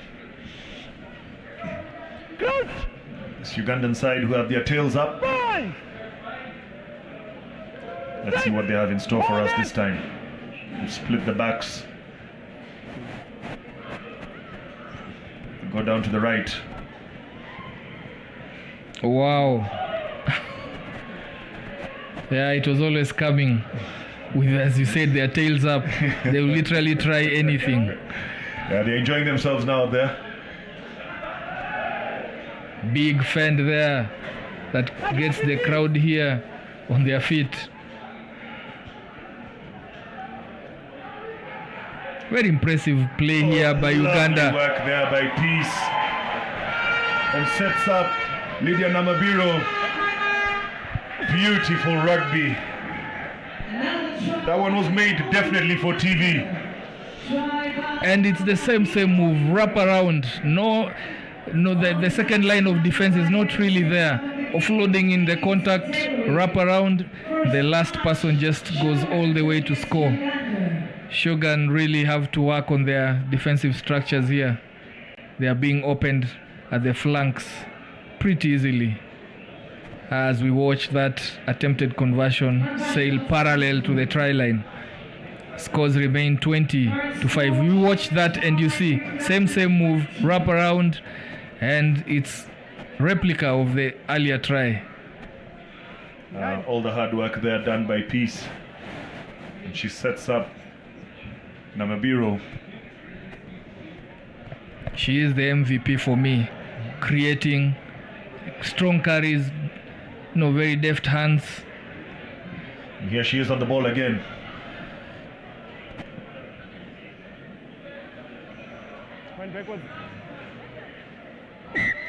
Shogun defense this time holding strong. They had their eyes on her. As the hooter goes.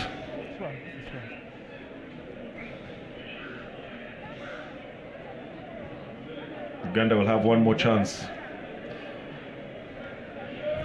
to put some more points on the board. Guys, I want you to stay. Yeah, round robin format. Every win is just so crucial. Hold steady. Steady. Stay 9. Hold on.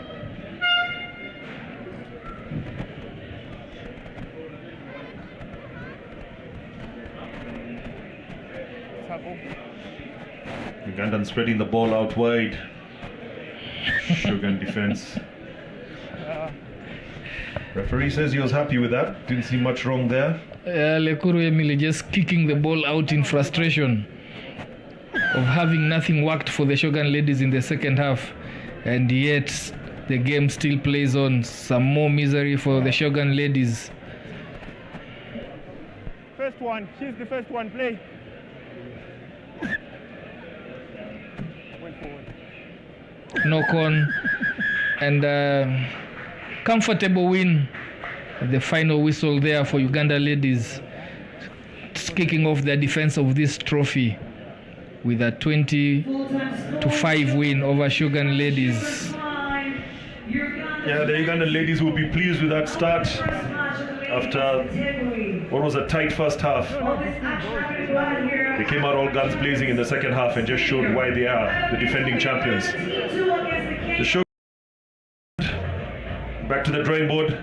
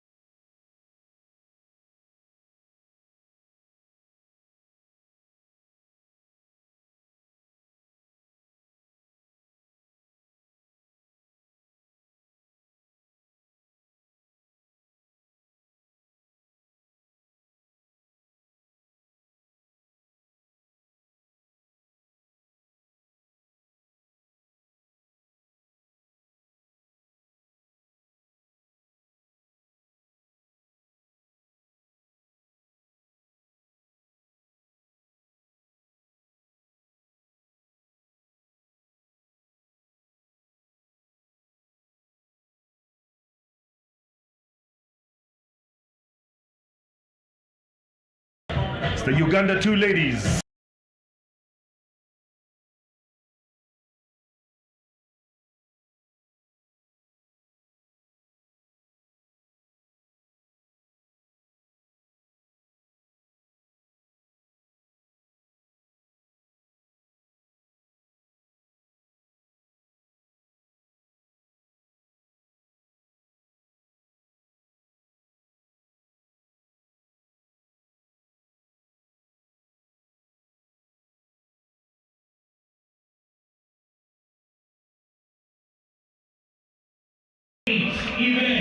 And in their lineup, they have Nijere Lucy, Okechi Yvette, Ochieng Diana, Diana Nyairo, Kavere Faith, Jerry Ann, Maureen Joki, Edith Naliaka, Snyder Mokaya, Sharon Abok, and Fresia Awino. On the Uganda second ladies team, they have Phyllis Easter, Anganya Lawrence, Majuma, Yvonne, Navozo, Masula, Samia Aikoru, Wilembe Gladys, Aniroth Sande, and Namulembwa Habiba. All to play for here. Kenya Lionesses clear favorites, but favorites is just a tag. Yeah, especially these derby games. Anything can happen, but I just feel the Lionesses should have enough experience and class to get over the second Uganda team. The numbers outright already. Getting the passes flowing. Slick passes. Steps right in, leaves her defender out, going for the touchline. That's Fresia Awino. Great try. Great start by the Kenya Lionesses.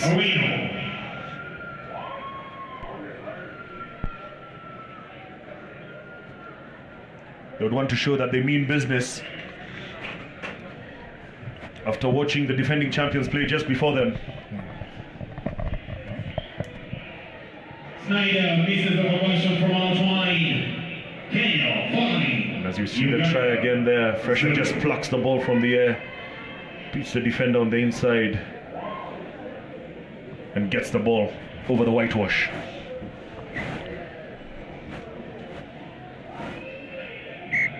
Kenya Lionesses 5, Uganda 0.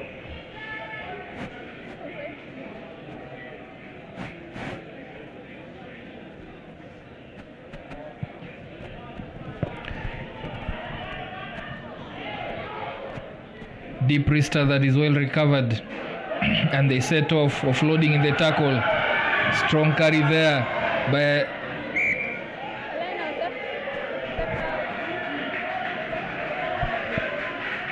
but she's bundled out into touch. Had her fans up on their feet. Yeah, the crowd loved that one. Yes, they did.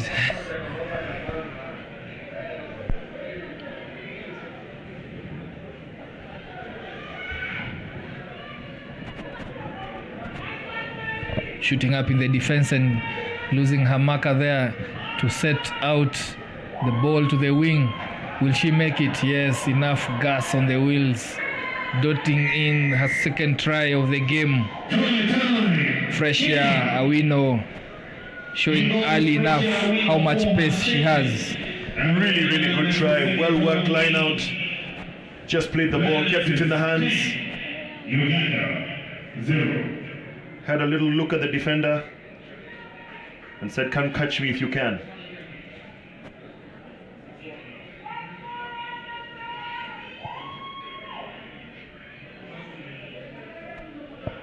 Yeah, 2 visits into the 22, 2 tries scored. Fantastic strike rate. And that, you can see there, just the shimmy there made the defender stop and gave her enough room to just take off again. Fantastic work there by Fresia Awino. Restart's really important. The tactic is to put it deep.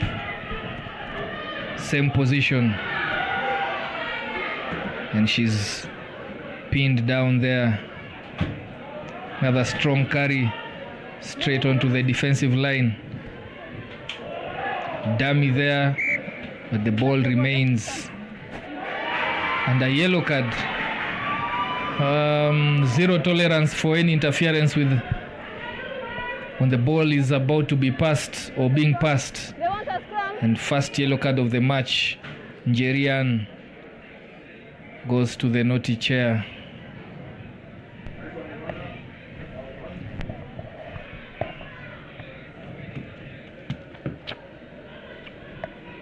reduced to 6.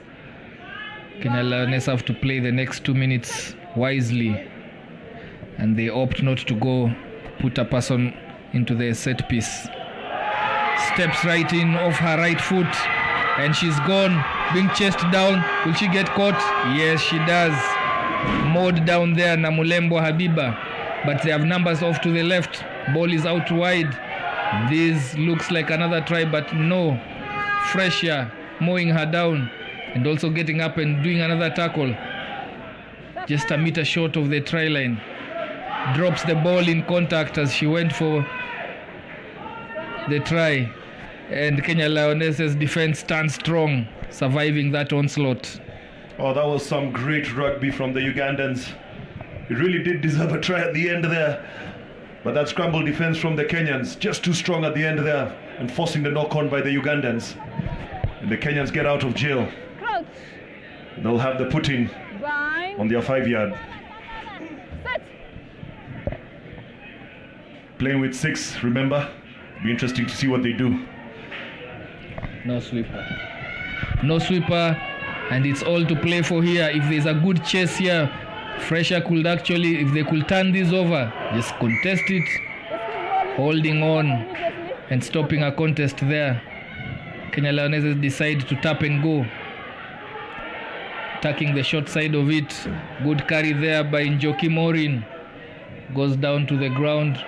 Numbers to the right, straightens and goes right through. There's a supporter there, offloads, and Kenya Lionesses with 6 players on the pitch. Faith Livoi goes under the posts for an extra 5 points, and the celebrations you can see there, and it's worth the celebration when you're 6 down, when you're 1 down and you're able to score. Yeah, that's Naida Mokaya gives Kenya the extra 2 as we see this move here. And Faith was there running the inside line and says, "Thank you very much. I'll take it." Joined by Diana there. Those are things that you get to work on, but after training. We hope so.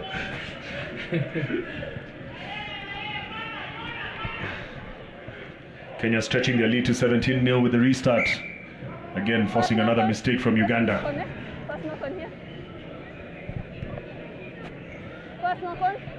You'll just feel after the Ugandans missed that chance to score their try. Could be a major turning point in the game. Indeed, with the Kenya Lionesses back to the full complement of 7. They will look to finish this half strongly.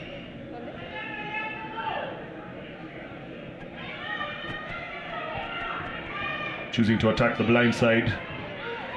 Ugandan defense closes her down.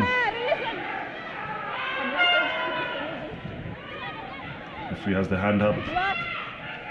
Ball doesn't go to hand. Kenyan scrambling backwards. Lovely offload there. But Fresher doesn't have the legs this time to carry on. Good gather there.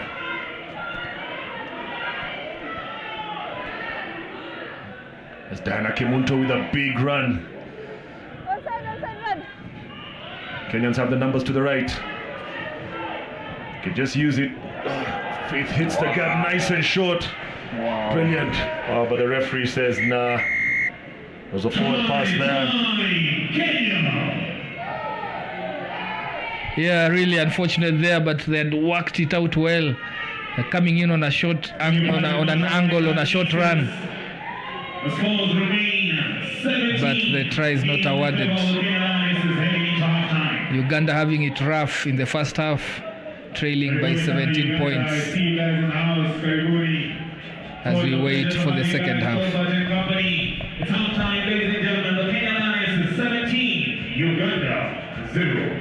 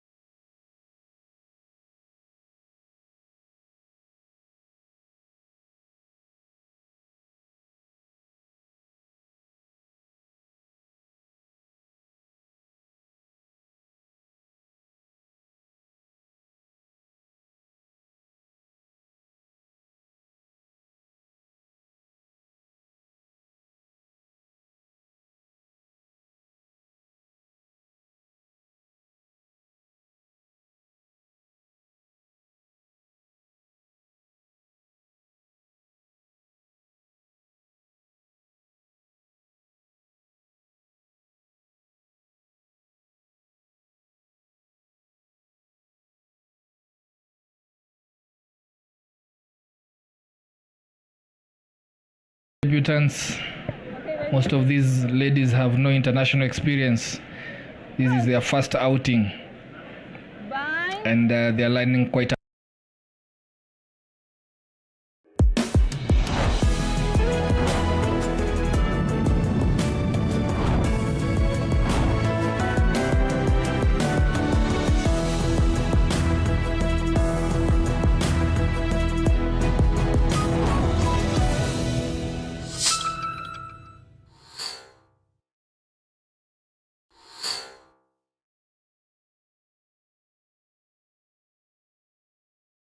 Wiki over, kila mtu anauliza form iko wapi, ni sasa kwenye decks anajua it's a party. Friday hadi Sunday joma fans wa hati, lakini cheki bank statements ziko safi. Yo, ukipiga hiyo mboka, get that money, better save that money, alafu yeah, lazima tutafute, tukafunge, yeah, life jibe, na sio kesho. Make it happen right now, not yeah.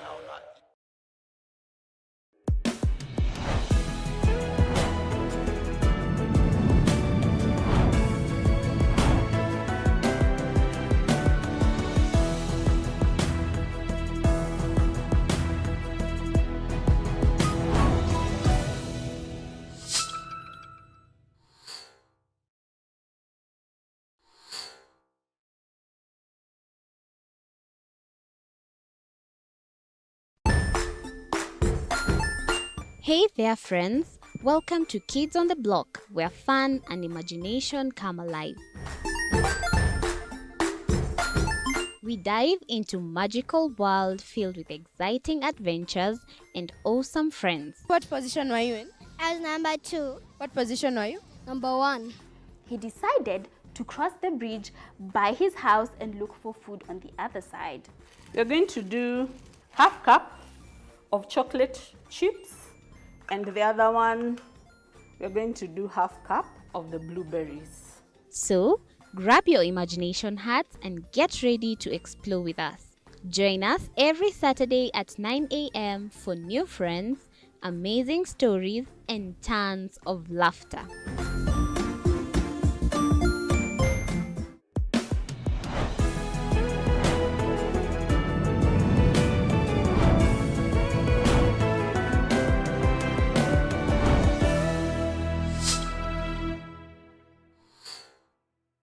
Join us as we explore the journeys of those who defy the odds and break barriers. We dive deep into the stories of triumph. Sometimes when parenting a child with a special need or whatever disability, family life becomes a bit complicated and you may end up raising the child on your own.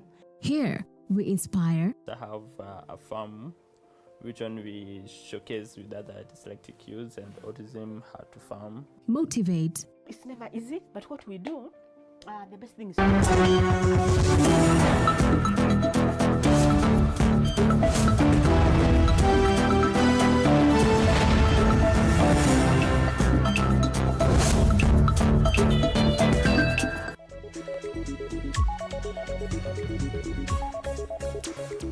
Good afternoon. TV47 continues to exclusively broadcast the 26th Safari Sevens rugby tournament.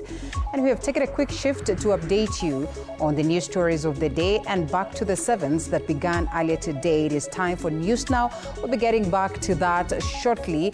And of course, we have lots lined up for you in relation to news. But first, the highlights.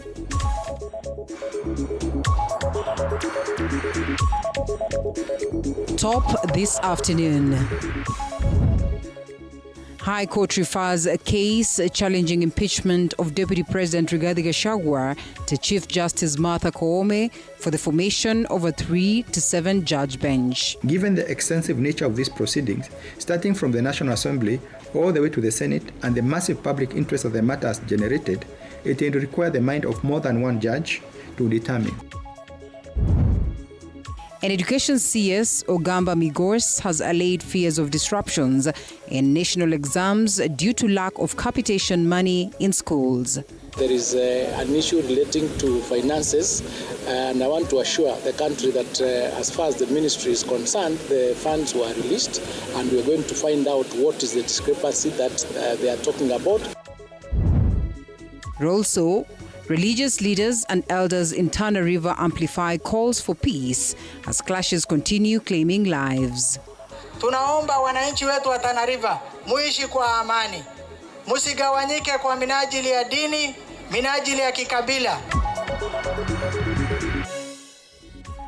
And once again, welcome to the broadcast. This is News Now, and my name is Linda Alela. We go straight to it, where the High Court has issued orders allowing the petition challenging Deputy President Rigathi Gachagua's impeachment that is to be forwarded to Chief Justice Martha Koome, who will then empanel a 3-judge bench to determine the case. High Court Judge Lawrence Mugambe issued the decree on Friday, emphasizing that the case warrants the attention of CJ Martha Koome as it is a matter of great public interest. Considering the immense public interest that this matter has generated, and being the first of its kind in Kenya where the Deputy President of the Republic is being removed by process of impeachment, it is my considered opinion that this matter deserves the input of a bench so as to pronounce itself on the process that is constitutionally compliant to serve as a benchmark for future undertakings of this nature.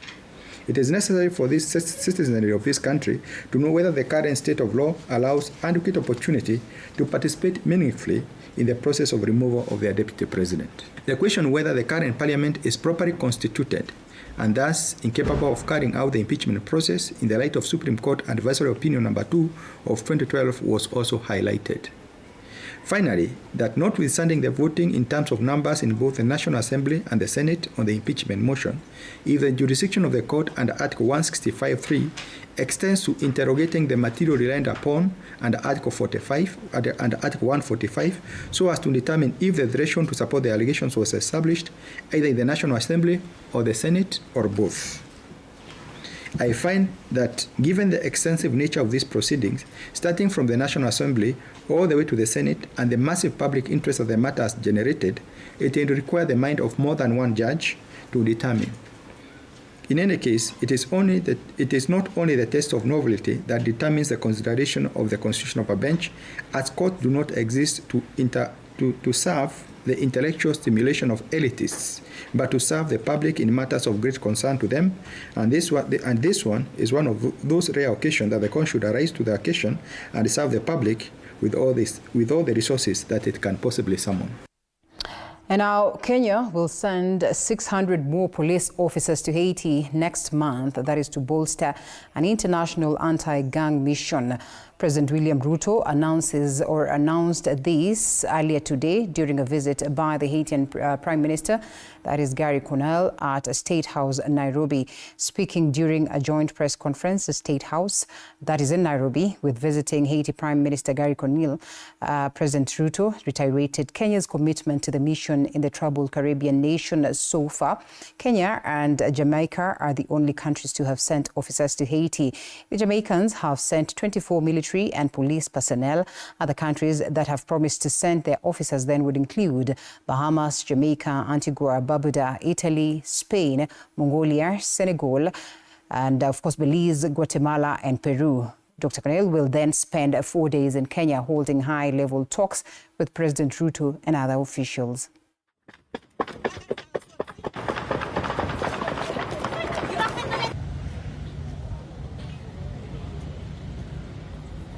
We have a budget that takes us all the way to March next year. So in terms of being able to support our officers on the ground, including those who are joining next month, we have resources to make sure that they have every support that they need up to March 2025. A ruthless gang murdered and assassinated over 70 people, including men, women, and children, northern part of Haiti, which was a senseless crime. And as I said, within hours, we were able to not only deploy, but this time we were able to deploy significant numbers by road, which we hadn't been able to do. But second, and even more important, we're able to deploy and stay.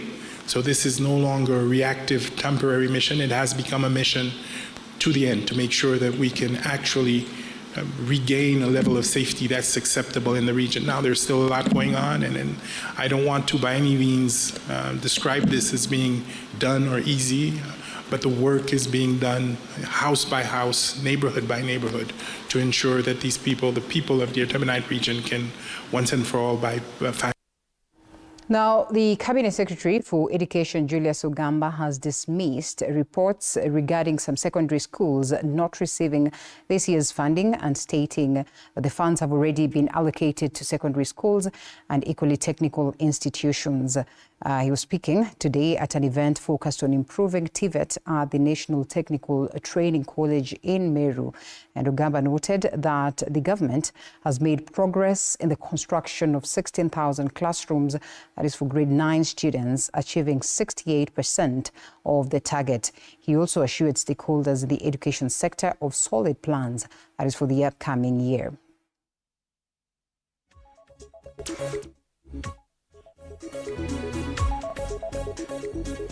This term, the capitation was actually released, I think 2 days before time, or just on time for the students' opening. I haven't seen the circular that we are talking about, but I've seen something in the news, in the papers, that there is an issue relating to finances. And I want to assure the country that as far as the ministry is concerned, the funds were released, and we're going to find out what is the discrepancy that they are talking about, and if there is a discrepancy, we'll be able to address it. Now, the 16,000 classrooms for grade 9, and I've said this over and over again, an assessment was done, and we need 16,000 classrooms to be able to accommodate grade 9. And so we've got funding from the World Bank to do 12,000 classrooms, and we are already at about 68% of those classrooms already built, some completed, some in various stages from foundation to roofing. The balance of those other classrooms are supposed to be done by the CDF, which was a matching fund that the ministry and the CDF gave, amounting to about 7.8 billion, and they'll be dealing with those classrooms in a manner that there is no duplication.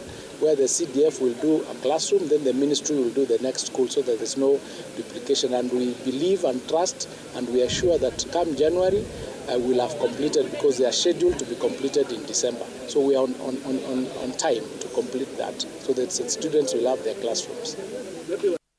And now the Orange Democratic Movement, ODM, National Executive Committee will today begin a 3-day retreat in Mombasa County. The closed-door meeting is set to run from Friday through Sunday and is expected to shape key party decisions. The retreat comes as the Senate prepares to debate and vote on the impeachment motion of Deputy President Rigathi Gachagua next week on Wednesday and Thursday. There's a NEC meeting ambayo kwamba itafanyika check-in ni leo, and we're going to have a NEC meeting for 2 days. I can assure you it has nothing to do with mambo ya whatever is happening. The NEC meeting was planned before. They've all been invited. You'll be invited. Mutaalikwa, hakuna siri, it's open. And still at the coastal region, the state of insecurity in Tana River County has sparked a land conflict that has resulted in the deaths of 14 people so far.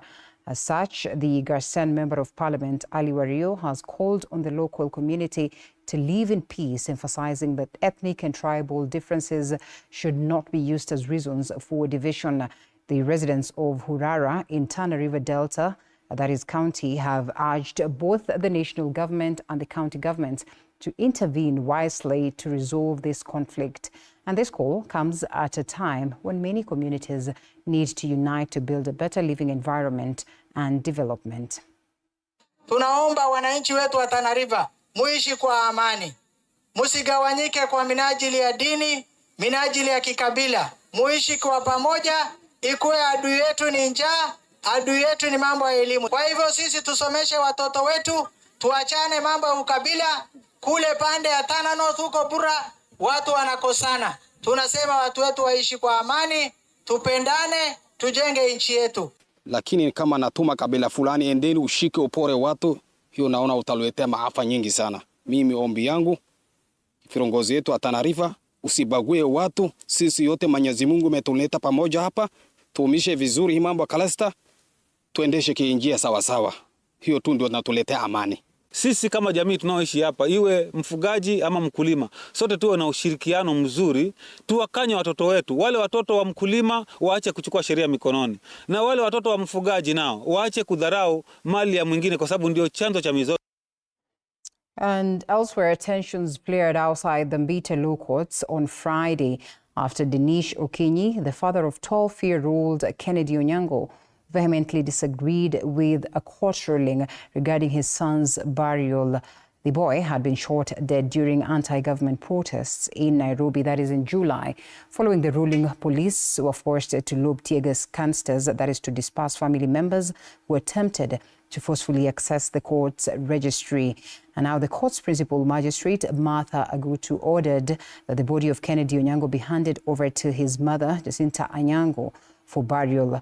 And the ruling also stated that Okinyi failed to provide evidence of marriage, that is to the boy's mother, and had abandoned his son after their separation sometime in 2022. Okinyi had sought to bury his son in Rangwa, Homa Bay County, but the court denied his request, allowing the mother to proceed with plans to bury him in Rusinga. The boy's body has been lying in Rosewood Nursing Home since the ruling.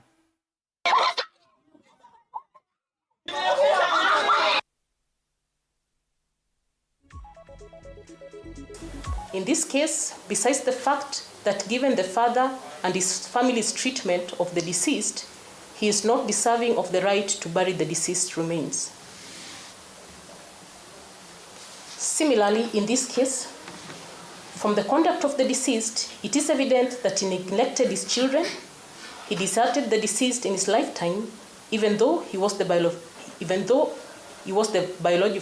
biological father. It will be depraved to claim him at his death. In pursuit of fairness and natural justice, I dismiss the plaintiff's claim and I proceed to make the following orders. Number one, the deceased body be and is hereby released to the second defendant for burial.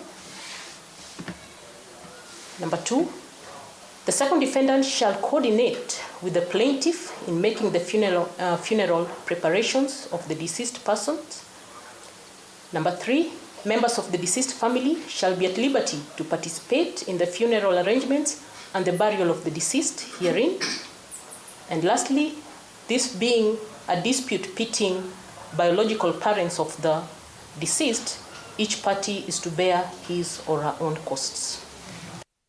That is unfortunate. Now, statistics have revealed that Kiambu County is leading in the number of suicide cases in the country, with mental health experts calling for immediate and coordinated efforts to address the alarming crisis. According to the mental health coordinator for Kiambu County, Linda Kendi, out of 489 suicide cases reported in the country last year, 109 cases occurred in Kiambu County, which depicts a significant mental health crisis in the county. 109 cases were recorded in Kiambu County.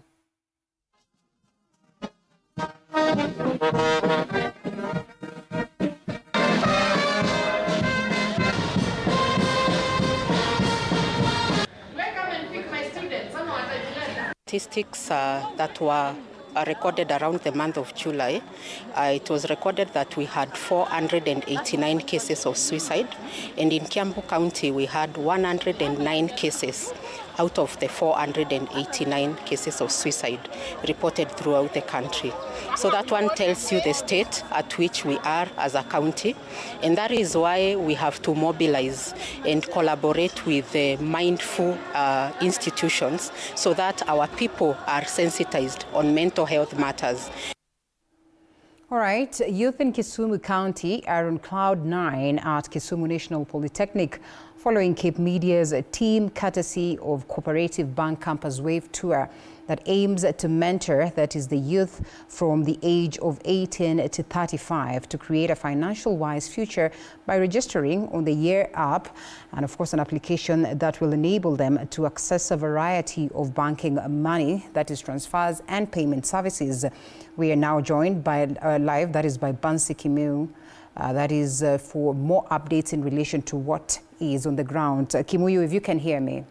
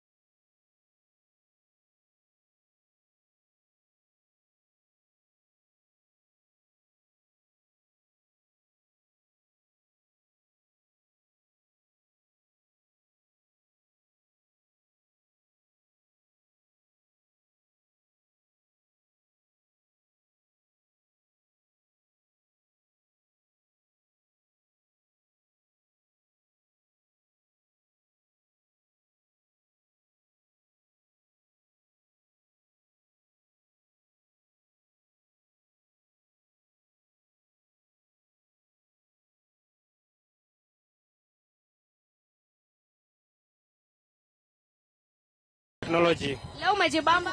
Nimejibamba kabisa, tena nashukuru venye umetujoin hapa, tumejibamba kabisa. Alright, umedownload application ya? Yeah, nimedownload hiyo app na nimeona ni app fiti sana. Hiyo app ina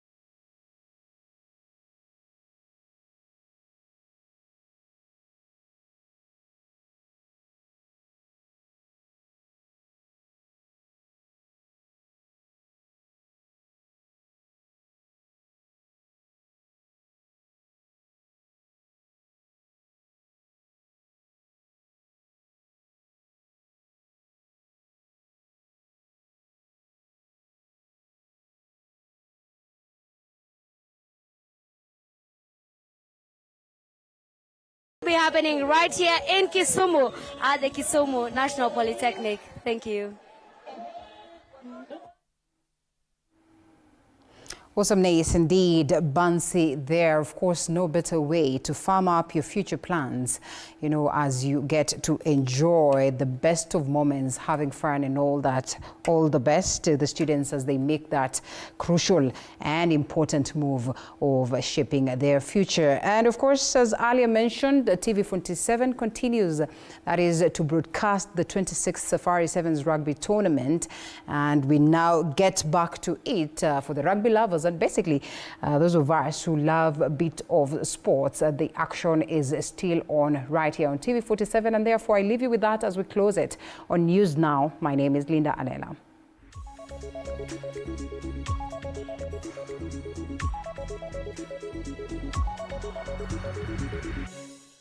Spanish again will be running at this tired Kenyan defense. Pretty much have no answers. Back. Spanish passing is very crisp. Oh, big run there. Doesn't need her support. And it's Marzar again. Another one for Costa, Blanca. Lovely, lovely rugby there. Really a joy to watch. The pace of execution.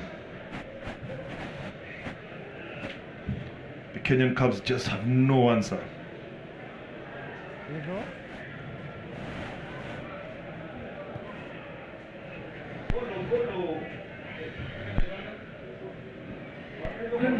Successful current scores. There we see Maza, good show of the hands. Costa, Blanca, 31, Kenyan Cubs. Leaves the defenders guessing. And she just has too much gas. They couldn't keep up with her. Lovely try. Took the score to 31-0.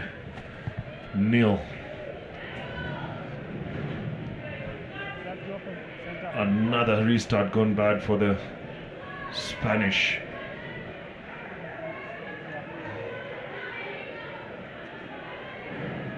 Let's see what the Kenyan ladies can do with this ball.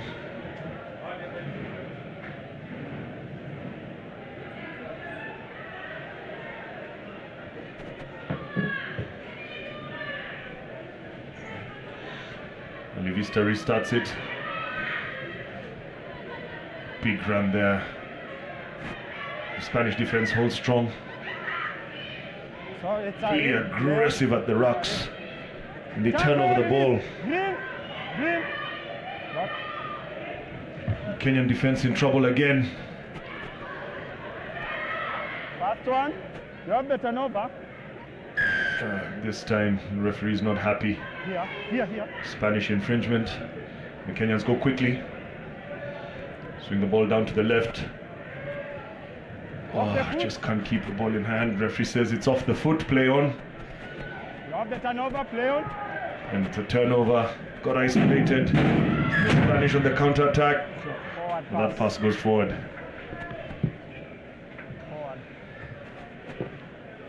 The scrum is here. That's scrum.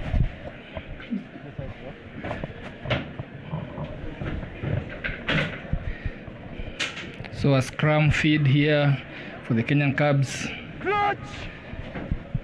Bind! Trailing by 31 points. It's a matter of now how much can they learn the remaining few minutes. Opting for a grabber kick. Ball is loose. Who does it favor? And diving for it and not retaining it. Costa Blanca now with possession. Taking it short, route one. And with pace to burn. Gets caught there. Takes out 3 defenders and dummies and goes all the way to finish. Fantastic solo effort. Coming in with a try. Kanzabrana Maza puts her name on the score sheet with a fantastic solo effort. Kenya Cubs not short of numbers to chase, but not wrapping their arms in the tackle, not positioning, not talking, getting taken out. Conversion is short.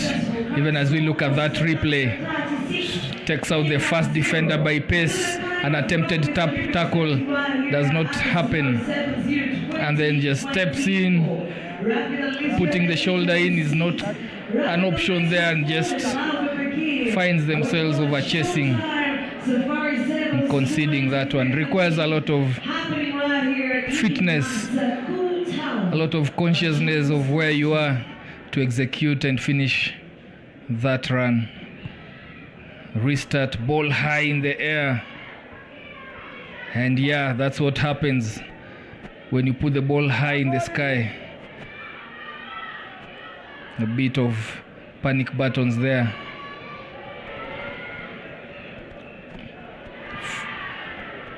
That pass goes to hand, but it was over the head, really making it so difficult for Martinez Alba to get it. And with that, the referee blows the whistle to bring to a halt this game. Kenya Cubs at the end of a hiding here, conceding 36, not scoring any. But a good learning curve for them. I'm sure it will do them well.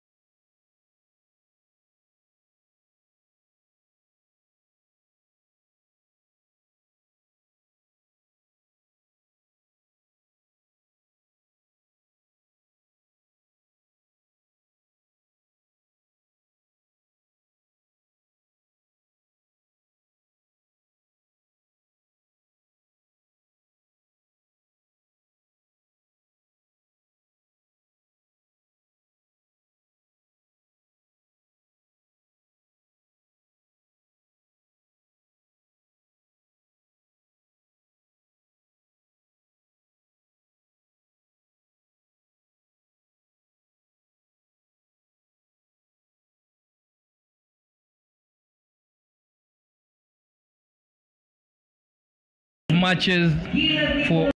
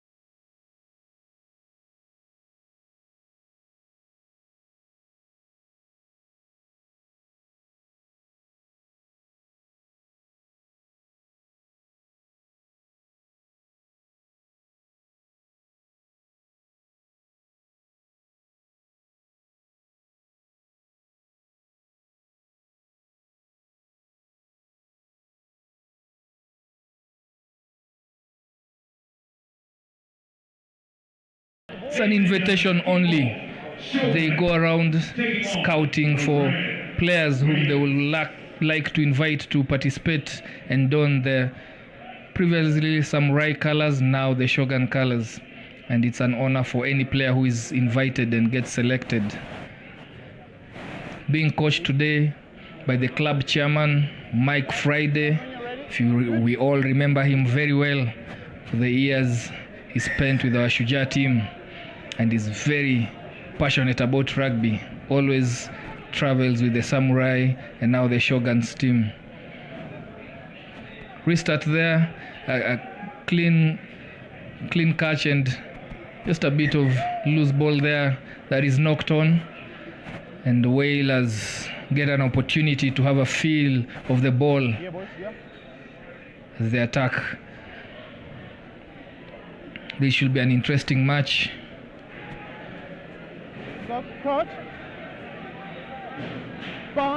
Some Shogun just putting in a very strong team even for this tournament. Good pickup from the base, and he looks like he's going all the way, but gets ankle tapped there. Offload, but is recovered by the defender. Now the quick over the top pass, immediately contested and penalized. End-to-end stuff here.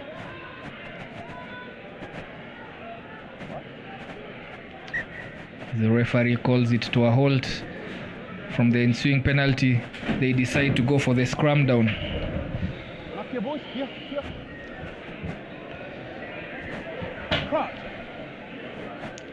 Red Wailers with the upset of the day as they beat the Kenya Morans in their first match. So both teams here with a win in their first match, and this one is a critical game because it determines who goes top in this particular pool. Goes out round, chips, but it's recovered by by the Shogun players. Indeed at the try line, aggressive defense, but he gets out of it. Game is physical, frenetic pace to the game here. Nice pass out to the wide, tries to test his pace, and he gets through and he gets gone. Nice, start stop. Leaves his man for dead and goes for the first try.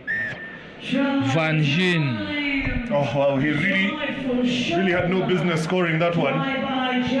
The defense had it covered. The inside defender just wasn't talking to the man on the outside. But clever work there by the gas man. Successful by Jackie. It takes a lot of guts to look your man in the eye and just take off. But you have to try. You will never know how fast or how you're able to get out of that. In this case, Jackie's Van Gien gets past his man for the first try of the game. Successful conversion, scores at 7-0. A good match, this one.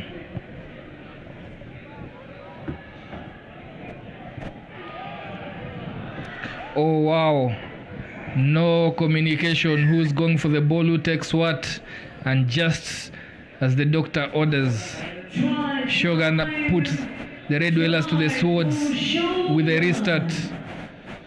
Best possible outcome for them. Oh, just what the Wailers didn't want. Concentration levels had just dipped there on that restart, especially after going down one try. And they're making it easy now for Shogun.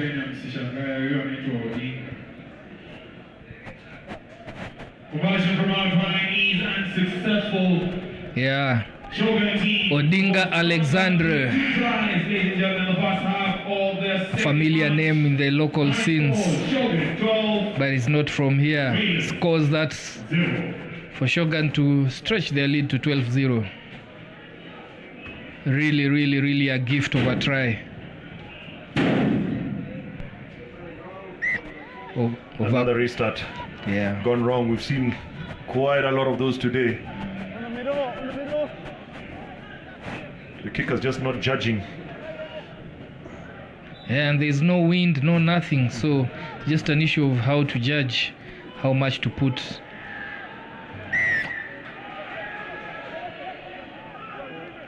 I'll say Shogun are pretty lucky with that one.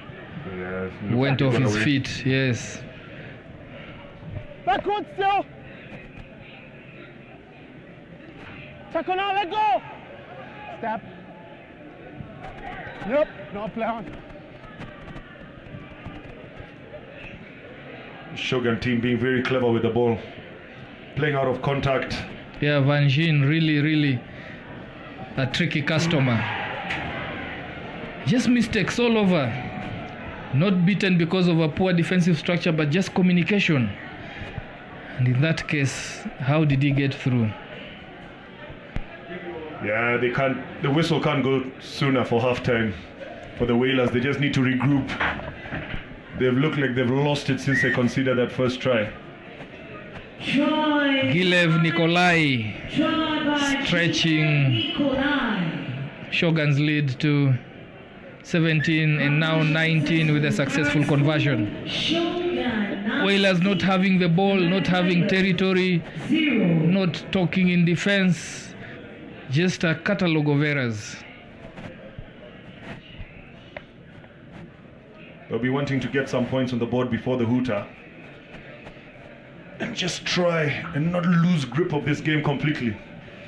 But we'll need to start from this restart. The last one was a sham. Graced high and well recovered there, then straighten his run. Good support, good protection of the ball. Having a feel of it now.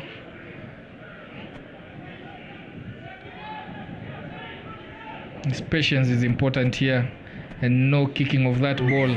It's a high tackle, and the ref goes into his pocket. He thought about it. Yes, he did. Took him a while. Yeah, the ball carrier was, going down already. So I think he reflected on it and said, no, the responsibility still lies on you to ensure you have no contact with the head. And just like that, Shogun are down to 6 men.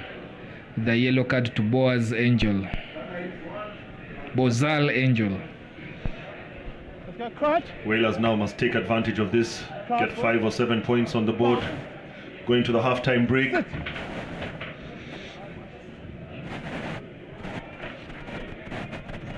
Swing the ball down to the left, straight to the wing.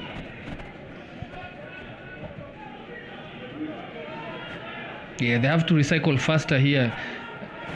They have to take it down, recycle faster, get them offside with less men, and that just doesn't work for him. I mean, that Shogun defense is so aggressive. You can actually hear Coach Mike Friday from here actually barking the instructions on that press in defense. And they're really responding and making it really difficult for this Whalers side. It's the same thing they did to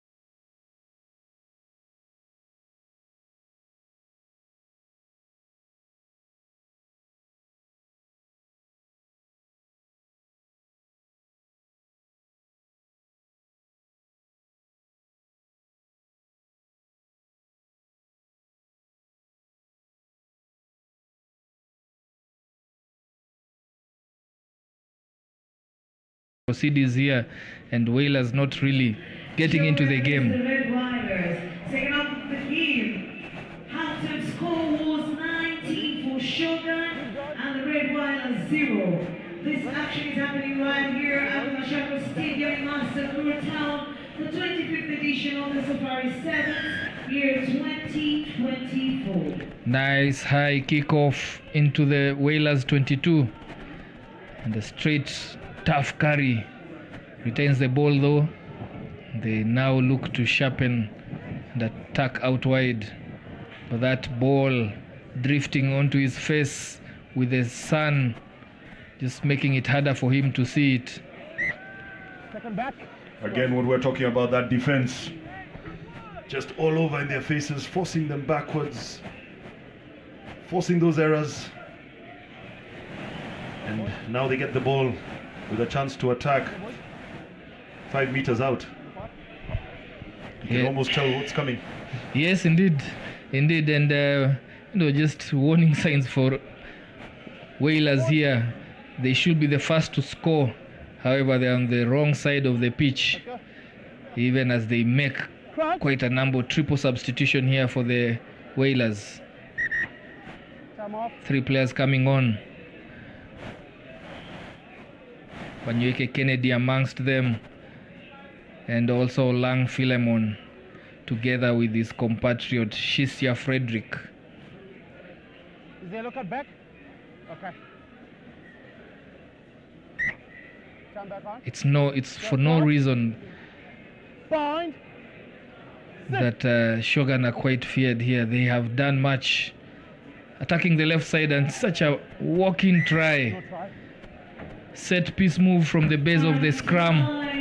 Damaged to go out, but went to blind, and he was followed in a wraparound move. And Shogun just now putting some big distance between them and Wailers. Definitely, you can see the class. They're just oozing with class now. They're enjoying themselves out there. After, of course, the first game. Got that out of their system. Look at that, he just went to the blind, and there's just no one tracked the supporting player, Osborne Conan, who just goes in for a walk-in try. As you said, oozing of class. They have been to 6 finals of the 26 editions of Safari Sevens. I mean, the 3rd highest number of finals participation, and you can see why. Yeah, they really obviously enjoy themselves when they come here. Been very loyal to the tournament. Yes. And they're always welcome back. That's a turnover. No. But they arrest him there, the Wailers. I have to check their numbers properly.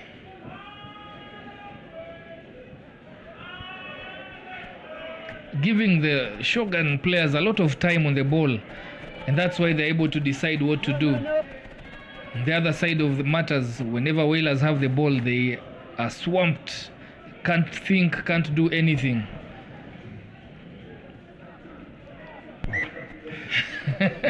Comedy of errors there. Indeed. No one really wants to go down for that ball. As more substitutions are made here. Yeah, we are here. Shogun just putting in more players. Handy Wheel coming in, packing himself in the forwards. Turn back on. Just trying to manage the game at this point and seeing it out. Yeah, it'd be good for Wailers to get consolation try. Guys, please hold on. Let me deal with it. You just scrum. The Shogun defense has stood strong. Indeed, making themselves hot favorites. Just round 2 of this tournament. The referee is tired of those resets. It happens when you have substitutions coming in the forwards, very eager to impress, very eager to have one over the opponents.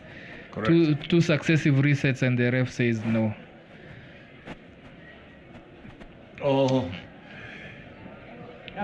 Well played there. Finally, Odhiambo Bruce straightens and goes through the heart of defense. Scores one for the Red Wailers. Wailers score their first try, ladies and gentlemen, going over. And successful, a very successful conversion. If you look at that, he just straightened, used the referee. And I'm sure the Shogun defender wasn't impressed.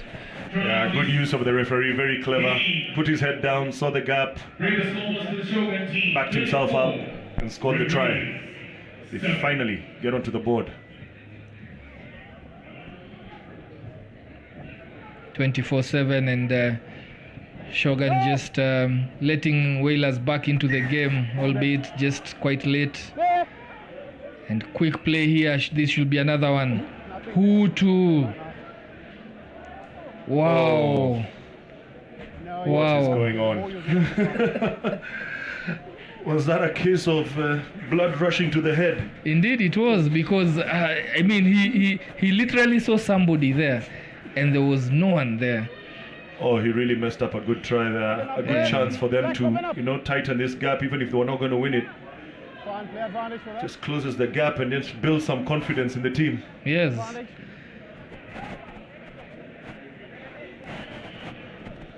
And let's see now what Shogun can do. They've been pretty good with holding the ball up, playing it from side to side, not taking the necessary contact. This one, nice tackle there, put his shoulder in, Nyakego Arnold.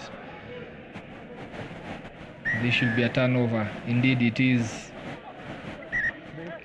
Scratching, taking it ahead of mark. Referee is very careful about that. Look at that pressure. Let go.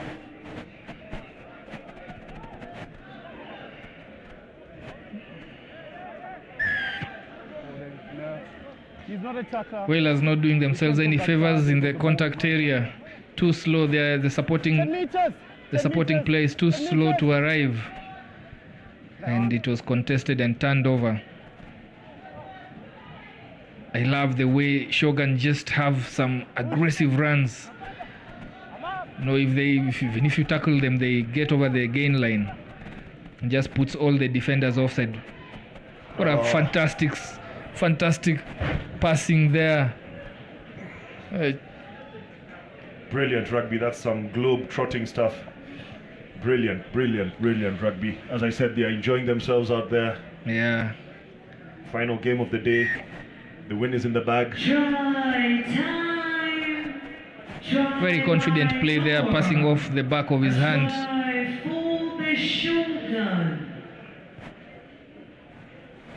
And Swanak Call with a successful conversion,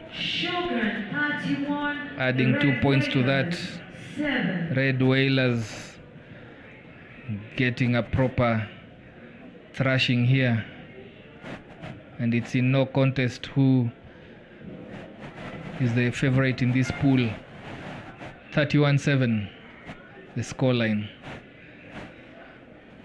the very end of this game.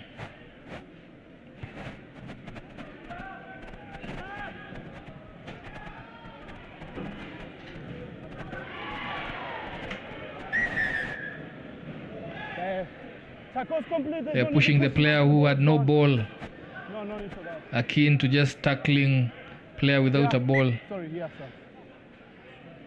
The referee awards Wailers the penalty.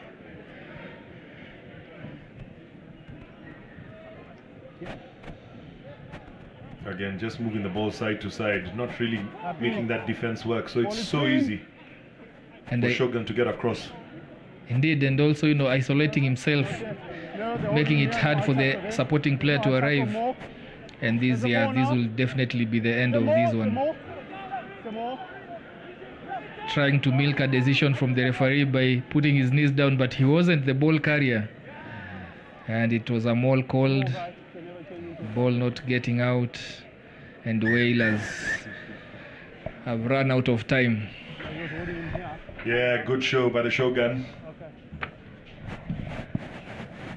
They were really professional in their execution, did what they had to do, Full-time score, Shogun. and were just too much for the Wailers. They win this one, 31-7. Yes, that's the last you'll see of the Shogun today. They wait for their games tomorrow, where they'll be facing Uganda in their first game, and then facing the Morans in their second game. As for Wailers, they'll wake up tomorrow and take themselves up against Uganda and also Kenya Harlequins to decide the rankings from position 1 to 8 in preparations for the knockouts on Sunday.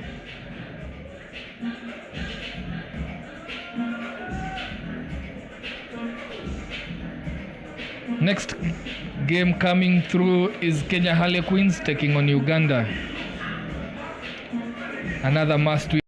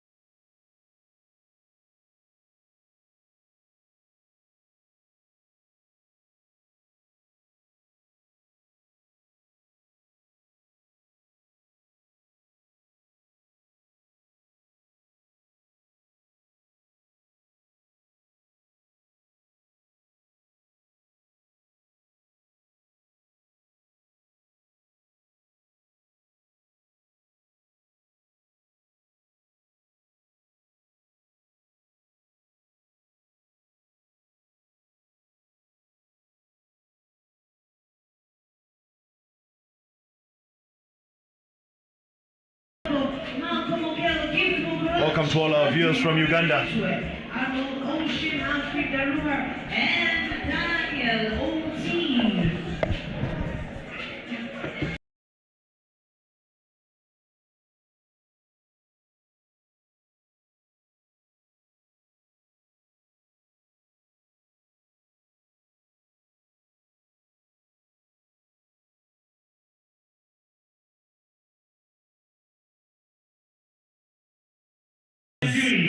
It's always a feisty one.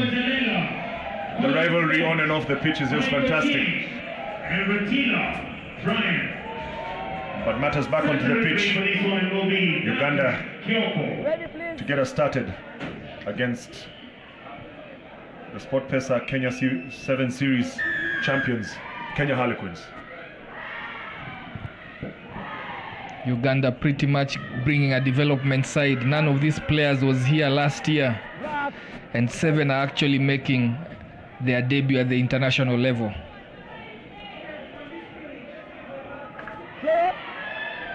So Queens can really work out something here if they put their head down.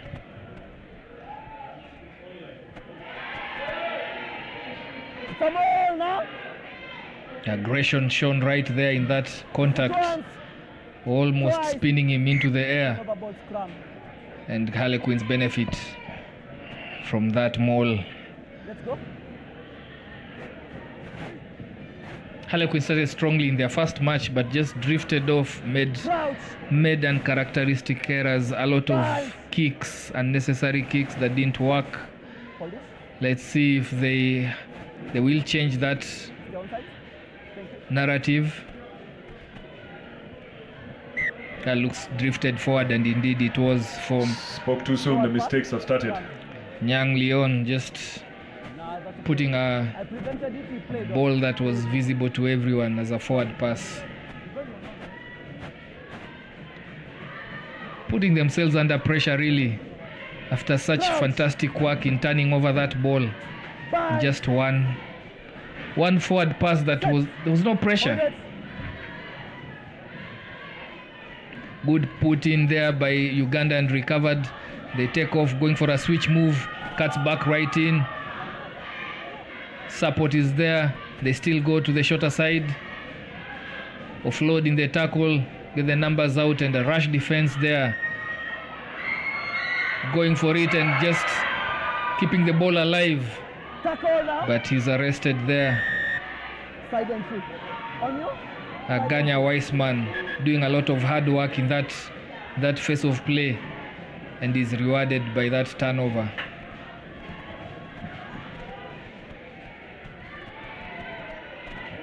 Tackle! Rack now!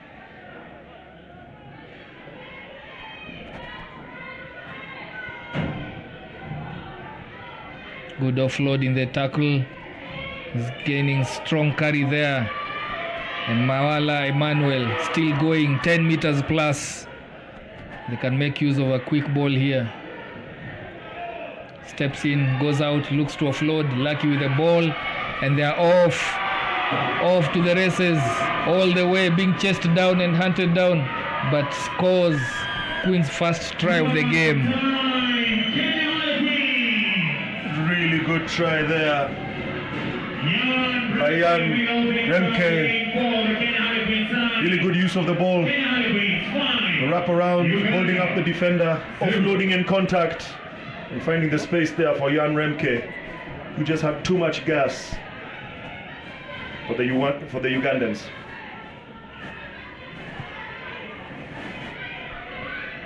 Confidence booster there for Kenya Harlequins. They survived the early onslaught from Uganda, camping in their half, but when they got out, managed to score. As you see here, he just pinned his ears back and went for it like a real sprinter, pumping his arms, striding there, and they get 5 onto the scoreboard.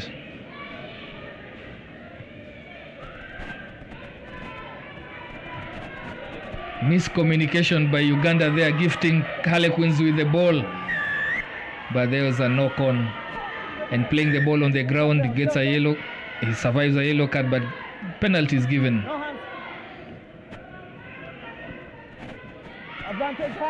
Another high tackle.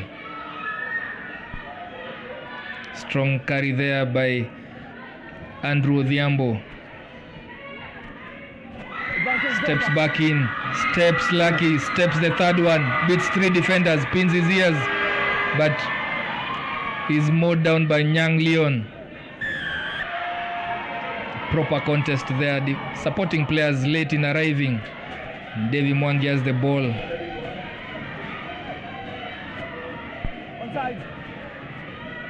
Lucky with a show and just offloads in the tackle. Just unlucky there. But great game from both sides. Good attacking play by the Ugandans. Queens working really hard to recover and defend. Get the turnover and begin an attack of their own up until that mistake there. So the Ugandans will have the ball once more. They put in just over the halfway line.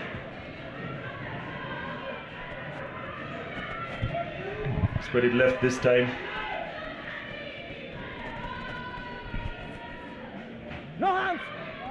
Queen's defense is holding strong, but not for long.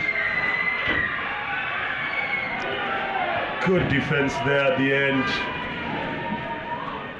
Malcolm Okello had the try line after stepping in there and going. Left Dev Mwangi for dead there, Kinyanju Charles for dead there. But once again, who comes up with a big tackle? Nyang Leon. 2 try-saving tackles there. Saved his team twice here. And Lucky decides the half-time. Thought he had the hooter, so did we, but the referee says no. Time still there on the clock. And Lucky just cost his team possession and territory there. I hope he doesn't cost them a try. He should have had a word with the referee before that. Indeed. But there's a lot of noise, and I think probably one of the supporters was carrying a vuvuzela or something. The foghorn just sounded to him. Crouch. Bind. Uganda with a great chance here to get some points on the board. Set. Pretty much the last play of this half.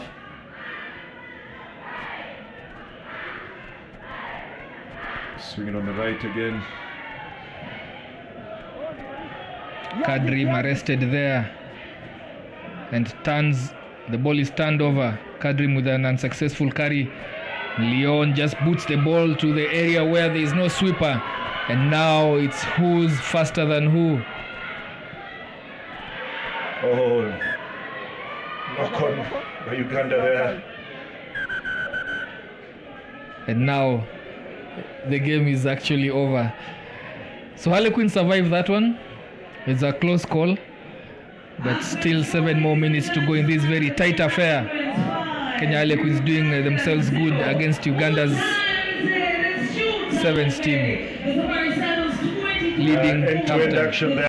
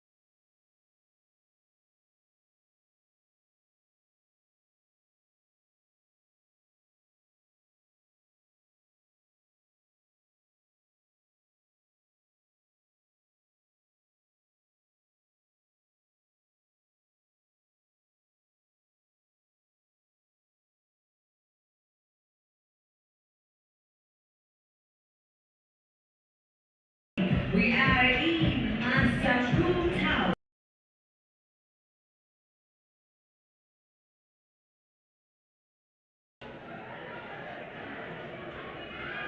Leading 5-0 against Uganda.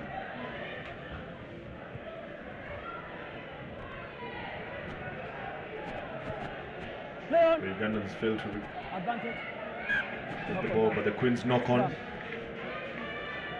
The referee stops play.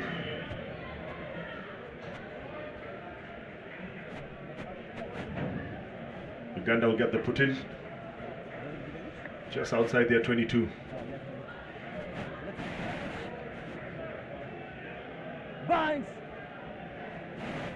Sets.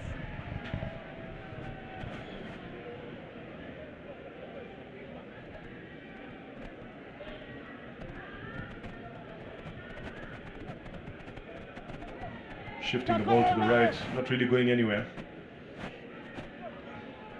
Queen's defense up quick, No hands. forcing the Ugandan players to take contact in the center of the park. Finally, they get some go forward and breach that defense.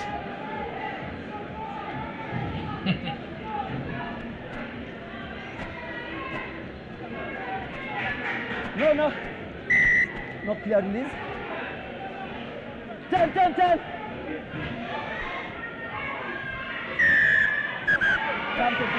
Referee is not happy.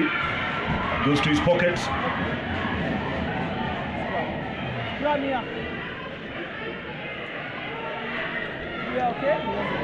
Dave Mwangi.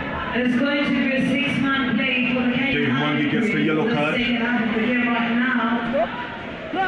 Queens down to 6. Kenya Harlequins with 5, Uganda 0. Uganda will now want to capitalize on this.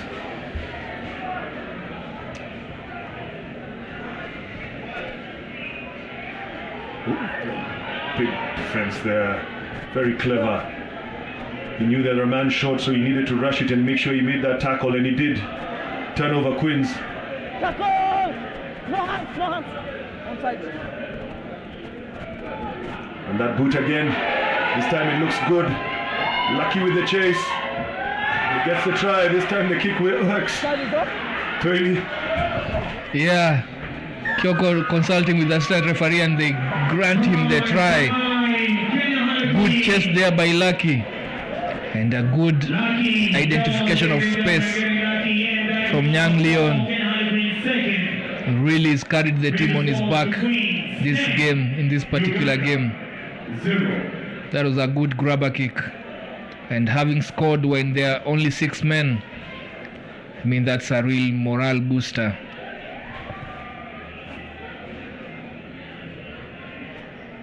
Conversion wide, as we see Alela Albert and Kai Sheldon, the captain, coming in from the bench.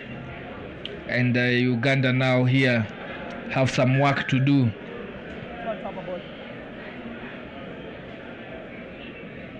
Should we consider this an upset if Queens beat Uganda? Indeed, it should be. I mean, yes, Uganda have sent their development side, but you will be looking at it as the best from their number of clubs that are there. And yeah, it should be an upset. It will be an upset. Uganda regained a restart this time. Want to swing the ball to the right, and they have numbers. Remember, Queens playing with 6. Big step there, looks for the offload. Ball doesn't go to hand. Advantage offside now, number 6. Moving the ball again side to side. Again, attacking the middle of the park, making it too easy for Queens. You need to be looking to stretch and working this defense. But Queens back to full complement now. And Uganda still unable to breach the line.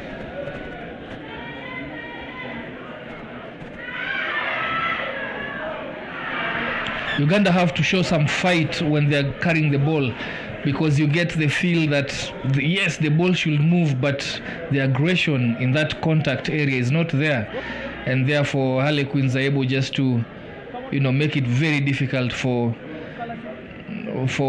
Uganda to make any grounds whenever they go into contact. It is that play around how aggressive they come into contact that makes the difference here.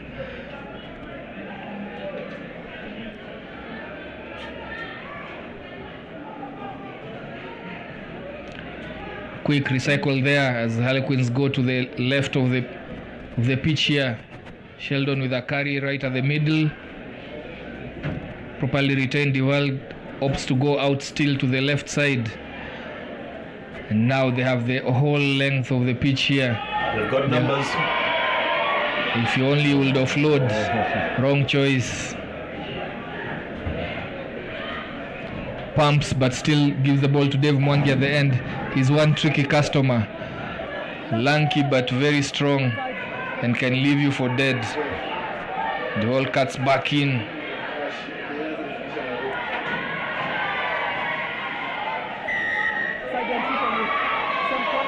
Penalized for coming from the side. Just too much contact. Both teams taking too much contact in unnecessary areas and parts of the pitch. Should be allowing the ball to do a lot more work. Just like that. A good cut back in, and now chest and more down. And ball recovered is a counter High tackle there. Quick ball, not waiting around for anything. Kenya Harlequins just trying to put in and get Uganda players offside. Strong carry there by Sheldon. He has isolated himself but survived the contact. Queens down to 6 men as a player gets treated at the back of their pitch. Yeah, again, just too much contact, very unnecessary, running straight into the defender, and he loses the ball. And now a chance to attack.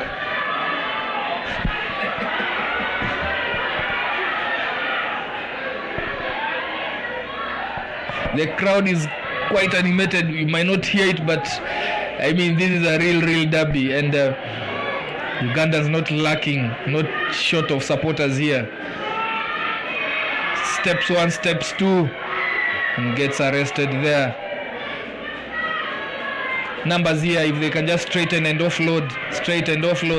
Okello goes into contact, steps out and goes all the way. Scores Uganda's first try of the game. Finally, they have something to show for all their hard work and industry. Really well played there.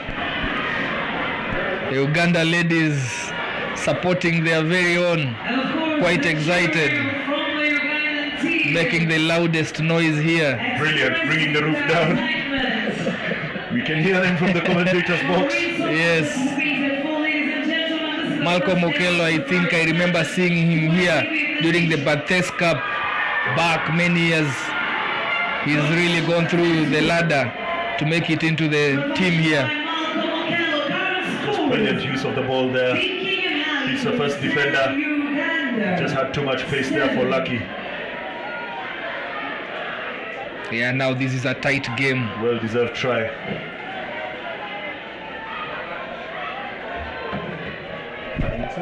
Yeah, the referee has blown. And Kenya Harlequin beating Uganda 10-7.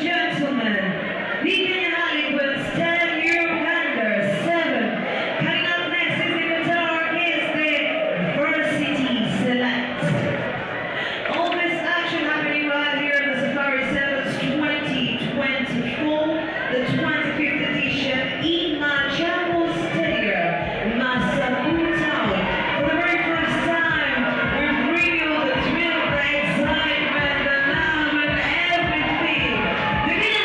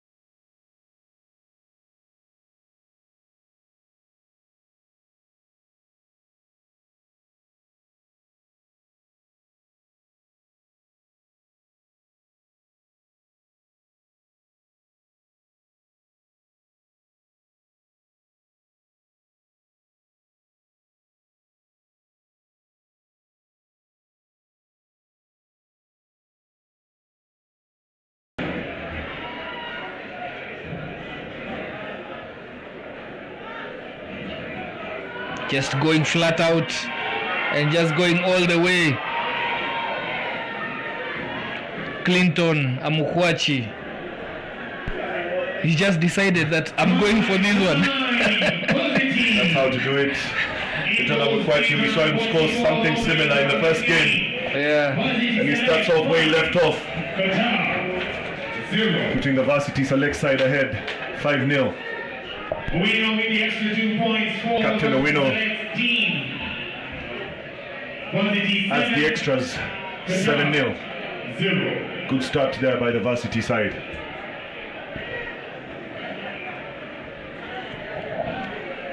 Restart very important. As you see, look at that celebration there. Take on the restart, it's high, it's accurate, and it's contestable. Things are knock on there. That was a knock on which went into touch. That's why you see an attempted quick line out. But the referee says we will go for the scrum down.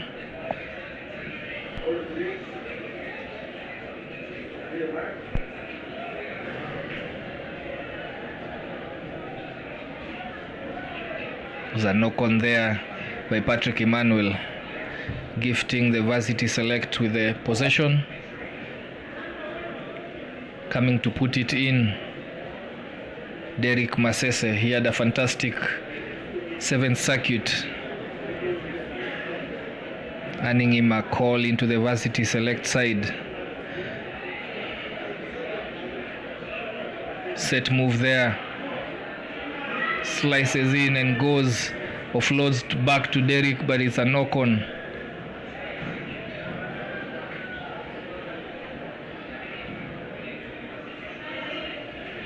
Yeah, Ian Odhiambo straightened into the gap, tried to offload on contact, but ball went loose off Derek Masese, and Qatar survived that one. This game, the Qataris would want to have more ball. They didn't hardly had any ball in the first game to show what they can do in attack. They would want to keep the ball a bit more this time and try and put this Varsity Select defense under pressure. They have a penalty now deep in their 22. See what they decide to do with this.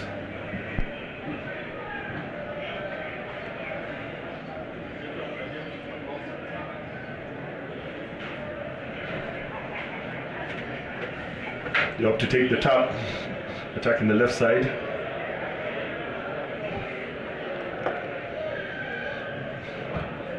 Attacker gets isolated there on the Varsity side, just take the quick tap, turnover.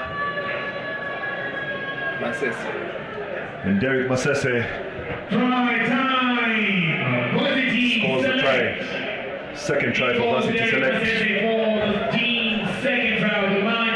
Taking the score to 12-0. 12, Qatar 0.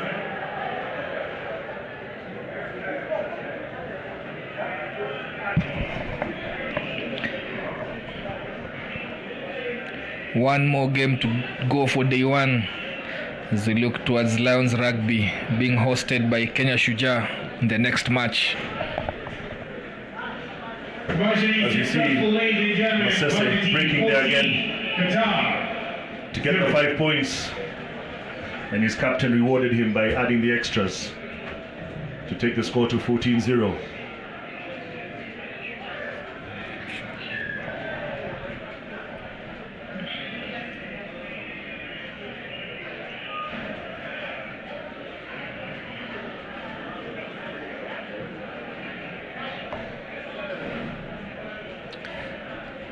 Restart not secured by Qatar.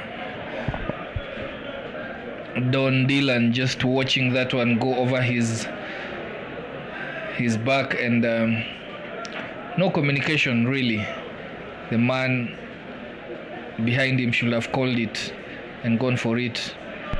Nonetheless, they are lucky to have the ball still in their possession, and Muhammad Ali takes the throw and penalized for the dummy. Not allowed in set pieces. You either put it in, you either throw it in, or you get penalized.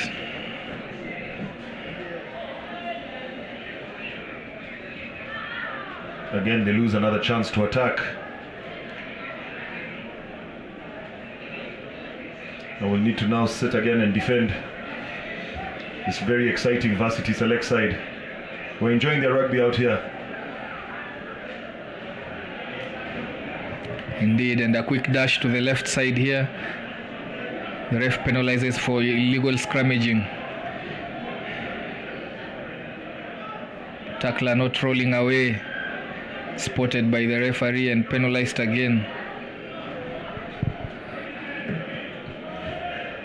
Very lucky there to get away with throwing away the ball.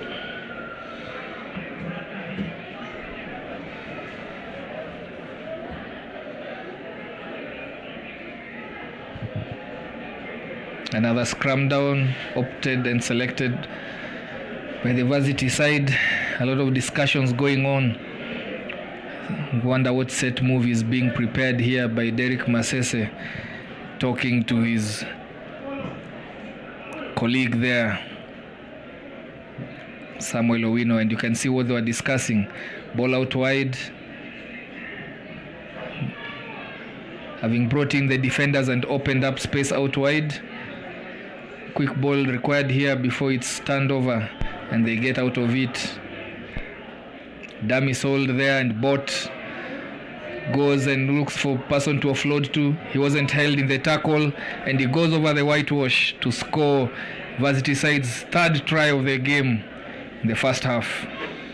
Brilliant strength there. Awareness. Varsity Select. Realized he wasn't held in the tackle, got up and scores the try. It's Claude Nyamiro. Scores the third try for Varsity Select. Qatar 0. Many thanks to all our sponsors. Thank you so much for coming through and making sure that we have the 2024. Owino is unsuccessful. Jumping up at the 20th edition of the Safari 7th. Asante sana to the Machakos County government, led by Excellency. Referee, man in the center, close for half time. Many thanks As to you see the Varsity score their third try Thank you so much to Talanta in this game. It's half time. To Amara, our growing partner. Many thanks to Tusker. Wow, big rich and alcoholic, and of course entertainment partner. Finally, Coca-Cola, our hydration partner for the 2024 Safari Sevens. Halftime scores: Varsity 19, Qatar 0.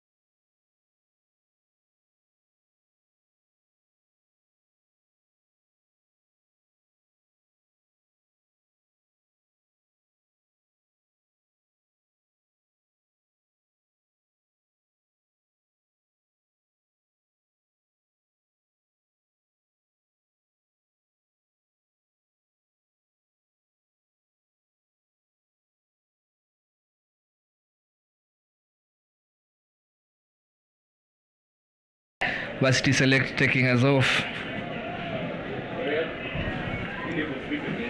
That is put well by Aden Noor. Recovered by Qatar side and trying to set up a platform for them to exert themselves into this. And that ball is loose, it's out. Mulongo is onto it. The yellow card coming here. Darwin Manyange for intentionally tapping the ball as Mulongo was trying to offload it. And Qatar are down to 6 men. It's the last thing they needed there. Indiscipline creeping in. You get punished. Down 19-0, down to 6 men. And with the sort of pace this Varsity side have, yes, it'll be very hard to defend them with 1 man less. If they do the basics right, this should be a try at the corner flag. Oh. He unbound quite early, the Qatari hooker, and they are penalized for that. They opt to take them out wide, stretch them out, but he straightens and goes all the way to score their 4th try of the match. And that celebration. Enjoying themselves up there. Yes, indeed. Elvis Otete. 4th try for the Varsity Select. Going over is Elvis Otete for the Varsity Select side. And see there, yeah, he just straightened and went through. Too much pace and power for the defender there once he had changed his angle and straightened. The next game, and went for the celebrations. which will be the game of the day, the final game of match day 1, ladies and gentlemen. The Kenya Shujaa taking on the Lions. Emotions running high there. Don Dylan not impressed, feeling frustrated and holding on to the ball. It's gonna be a long day. Coming back from the sin bin, Darwin Manyange. Should be a nail cracker, should be a nail biter. Zimbabwe does enjoy this ease. Safari 7, 20-24. Varsity Select to the put-in.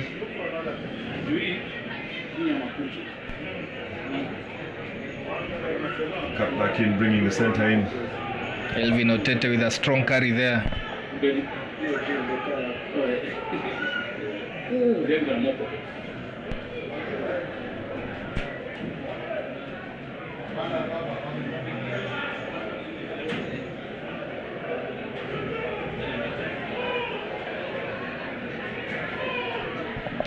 That is a maul driven all the way out, getting held up in the tackle and turning possession over to Qatar. Good job there from Qatari defenders.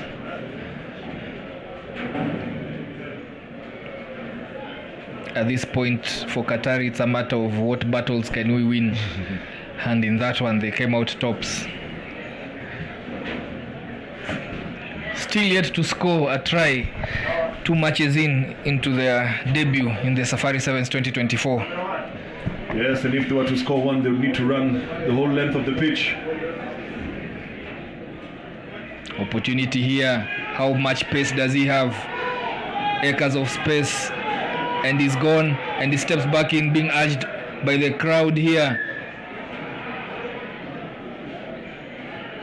Had a foot in touch. Oh, unlucky. Their best moments of the game. Yeah. Very, very unfortunate there. They will get a very, very loud cheer when they finally get to score their first try, if they do. Oh. I literally watched it thinking it wasn't a straight throw, but they didn't contest. So with the new law being applied, if you don't contest, if it's a skewed throw, game on. And right there you see all of them still in a huddle discussing. But the referee says play on, and Varsity side score their 5th try. They watch again. Really, no one chasing him. Just escorted by his fellow players. They're feeling aggrieved there. They felt that the lineup wasn't set. They were not ready. There were still discussions going on. Anyway, they were just caught napping. You have to play to the ref's whistle. Yeah, and Clinton Amkwachi steals that one.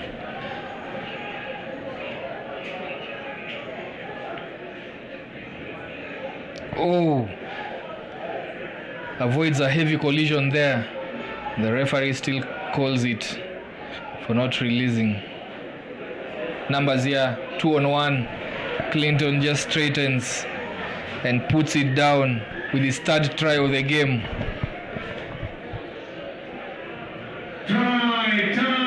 Some powerful running there by Clinton. He really gives them some good forward momentum when he gets going.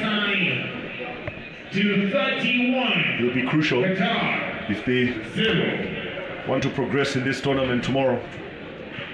Get the ball to him to set the platforms, to get your runners going. Qatar lost the first game 38-0. They are 31-0 in this one. And I think teams identifying them as a team that they can make good with their goal difference. But we're still waiting for the first try from Qatar in this tournament.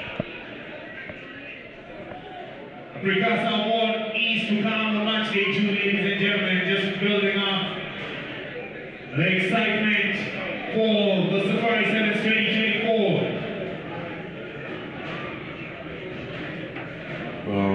The Kenya Shujaa team. And there it is. Unforced error there by Qatar. Same player. And Clinton says, thank you very much. I'll have this one. Breaks and hands over the ball to Alan Vita Mupere, who gets yet another try for the Varsity side. He distributes it around, gives it to Victor Umpere to score that one. And about to match their biggest loss in the first game, and it's exact same score. 2 games down, 38-0 both games. Qatar leaking a lot of points. And yeah, hard day in the office for Qatar. Really hard as the game comes to an end. Final game of the day. Game 1 for the local side, the hot favorites Shujaa, as they take on the UK-based Lions Rugby with a sprinkling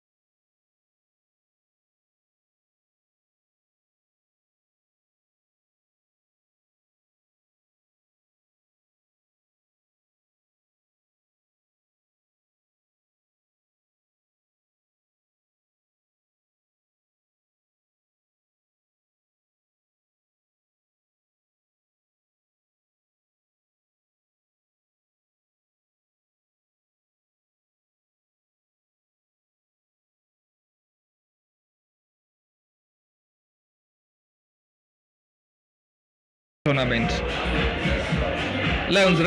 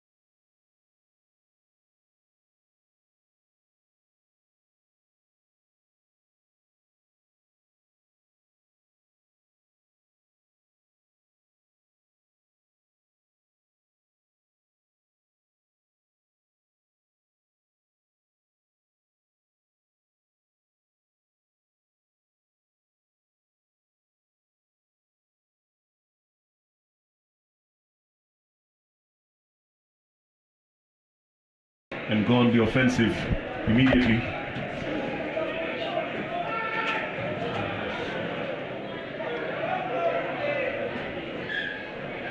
Forbes being a nuisance in that kickoff, putting everyone under pressure there.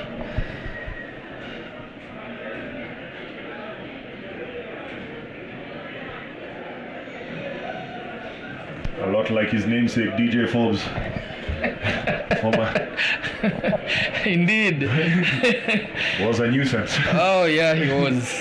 Yeah. Anything around his circumference. What a player. Yeah.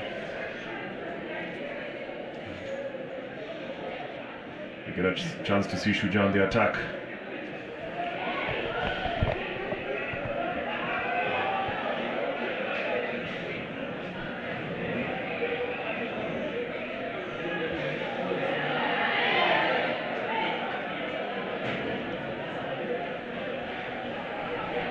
Aggressive carry there, Shujaa able to maintain possession and now attacking to their right. Long miss pass there to Daniel Abukuse. He watches and looks at his man. A very slippery customer. Gives him a tough fend. Succeeds to retain the ball. Ben Salem gets it out wide. Strong carry right in the middle. There's the gaps open in the Lions rugby defense. They reset, but their numbers out to the left. And an easy try there, first try of the game. Patrick Odongo, lightning feet. Good play by Kenya there, keeping the ball alive. The pace of execution, the pass from the base of the rug. Getting that ball out quickly and making those Lions defenders work really, really hard. As long as you keep that ball alive, moving it side to side, becomes very, very difficult to defend. So the home side hit it fast early up. 2 minutes into the game, an attempted conversion sails wide, and game remains at 5-0. If you see there, Patrick Odongo just identifying the gaps on the blind side, giving Kenya the lead. Salem looking to restart here. Chooses to go to his left. Raises it high. This is a good kick and it is recovered. I wish he had just held on to it, because he just gifted them the ball after he had it in his hands. Aggressive defense just on their faces. Dabukuze throws his man to the ground. Wahinya with the ball out right here, attempts a dummy switch, but he gets nailed. Went off his feet, penalized, and the game is out. Referee was unsighted on that, where that mark was, where he tapped the ball from, and calls them back. Stay on your feet, he tells Brian Wahinya. Yeah, illegal sealing there, which then doesn't allow for a contest. And gives Kenya, Shujaa, another chance to attack. 10 out of the Lions 22.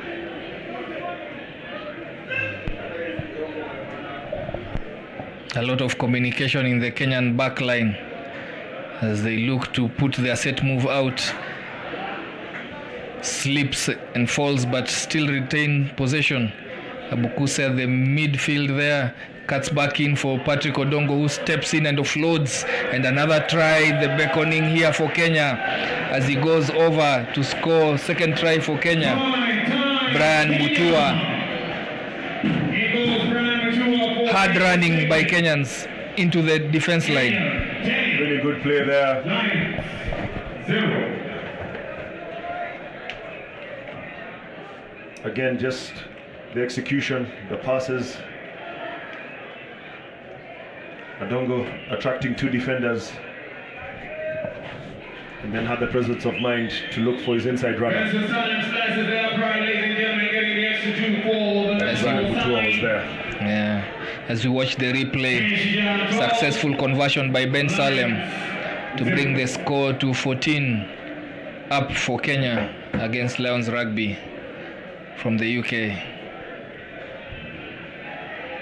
Good start, really doing the basics right and pinning Lions Rugby. And is that the commentator's curse? Spoke too soon and the restart goes awfully wrong. I hadn't even finished.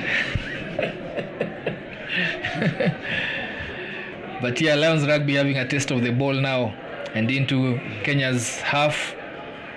But that ball is spilled in the tackle, in the pass. Shujaa having the ball back. Press defense there, shutting down space for Shujaa, limiting their options. Varsity has to take it in, and they reset and they come out to their right and goes for a grabber kick, but it's charged down and blocked. Well, really no reason for Kenya to kick that ball. Now the Lions have a chance to attack. The numbers out on the right, let's see how they use them. Oh, ball just not sticking to his hand.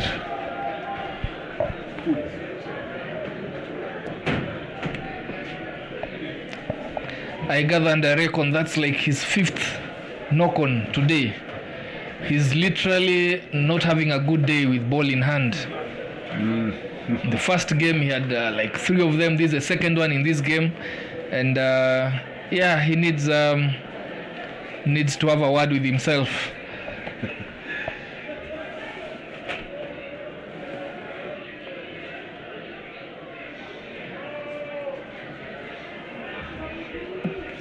Kenya would want to go into the break. They'll be looking to extend their lead here.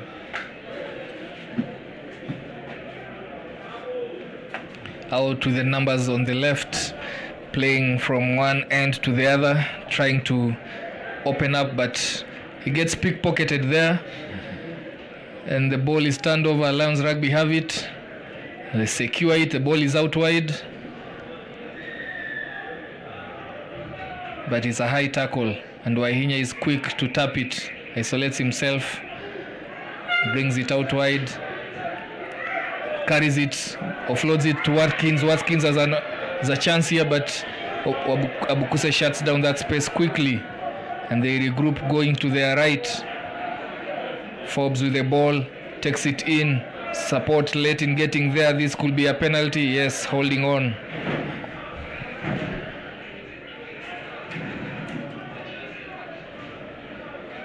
Yeah, that Kenyan defense just too powerful, too quick. The Lions players getting isolated. Varsity says we've had enough. We go to the break. Kenya leading 12-0 against the Lions. Lions 0.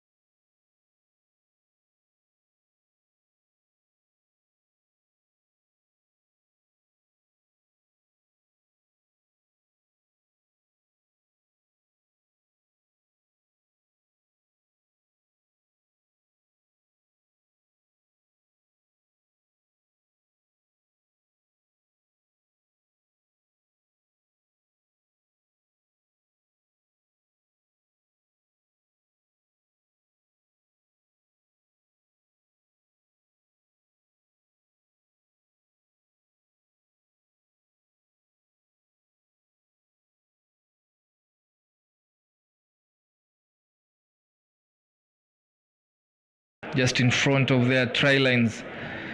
And they decide to go out. Wahinya trying to place a grabber kick for Obat Kuke, who's just come in. He goes out to touch. And Shujaa having some good territory here with the restart of the line out on the 22-meter mark.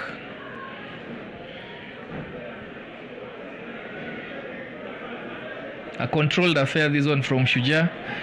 Just going through the paces. First game of the day. Yeah, they would be happy. So far, they've contained the Lions, shut them out completely, been aggressive in defense, and really executed well when they've had the ball in attack. And just like that, brilliant pass there from Asati.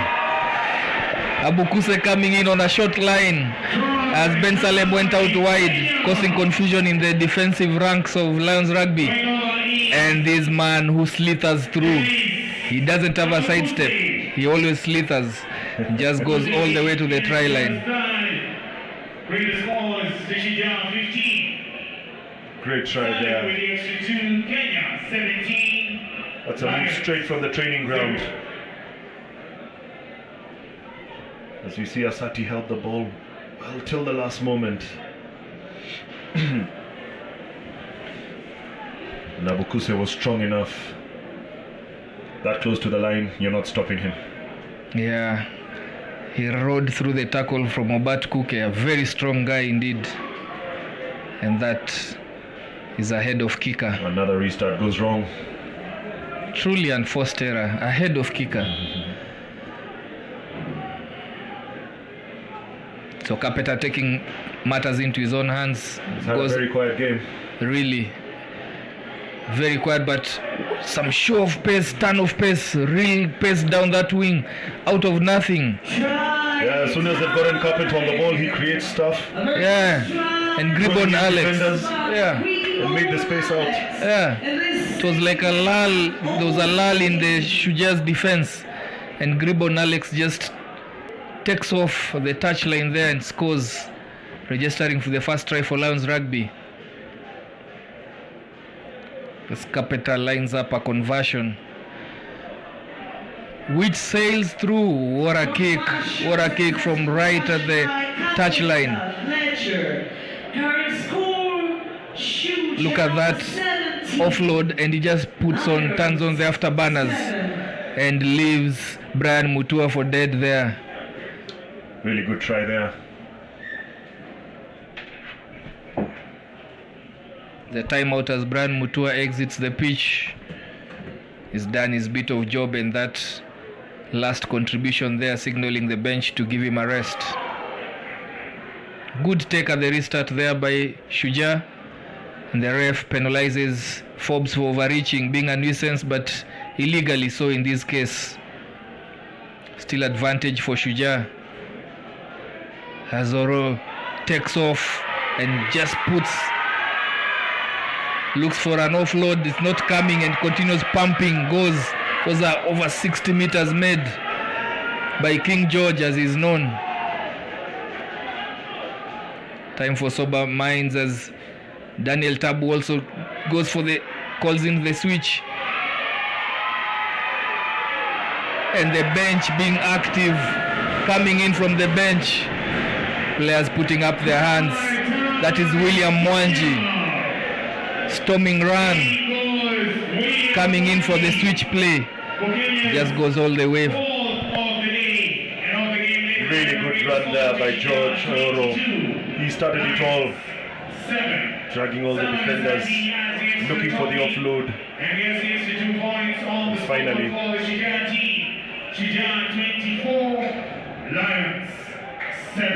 Mohanji just too strong there. Defenders bouncing off him, and he puts it down between the posts. Kenya 24, Lions 7. Coming on is Philip Okeo. More changes on the lineup, and also Felix Okoth, just trying to ensure that everyone gets a feel of day one.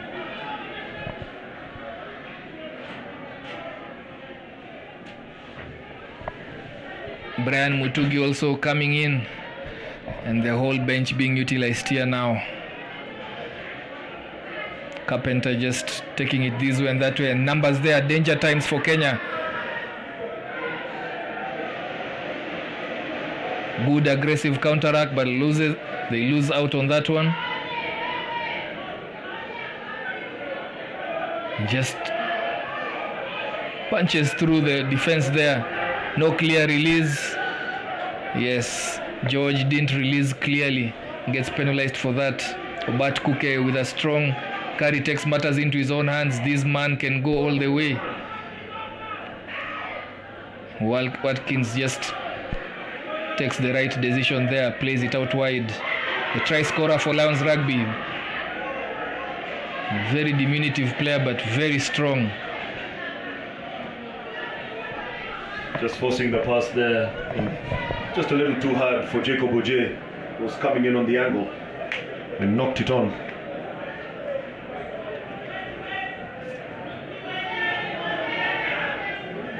Well,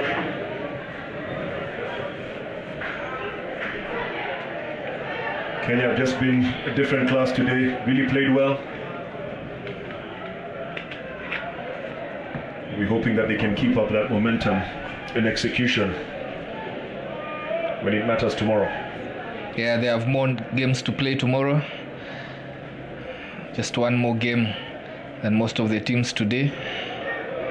But this is a good start. Okay, with a strong carry there. One of the tacklers not rolling away. Nigel comes in with a strong carry by himself, and Tabu having favor with his play during the National Sevens circuit, getting a recall to Kenya Sevens after a long time out.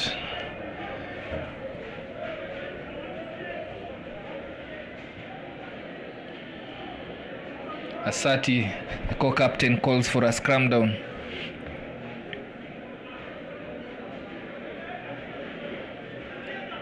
Daniel Tabu just trying to organize his charges here as he takes on to the left wing.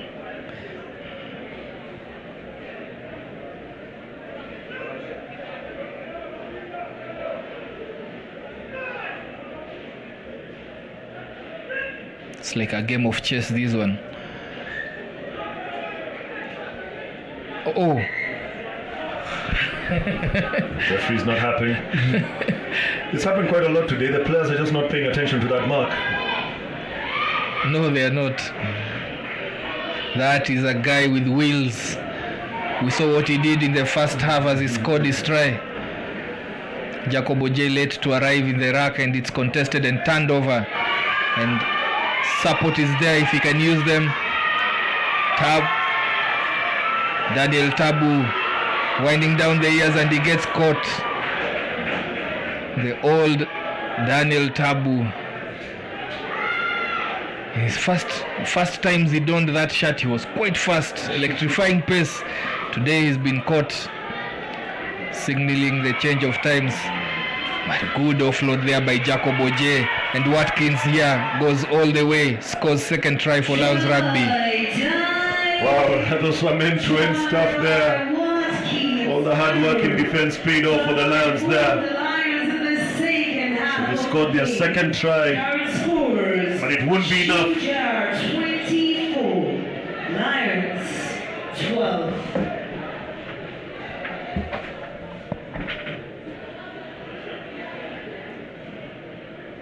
Those two having a discussion there.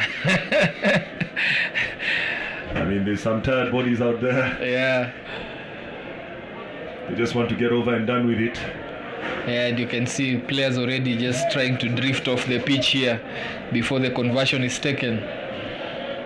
A good last game of the day one for the 2024 Safari Sevens, and the referee calls it full time. Last game for day one 2024 Safari Sevens. Kenya Shujaas emerging victorious in this last one, 24-14 against Lions Rugby.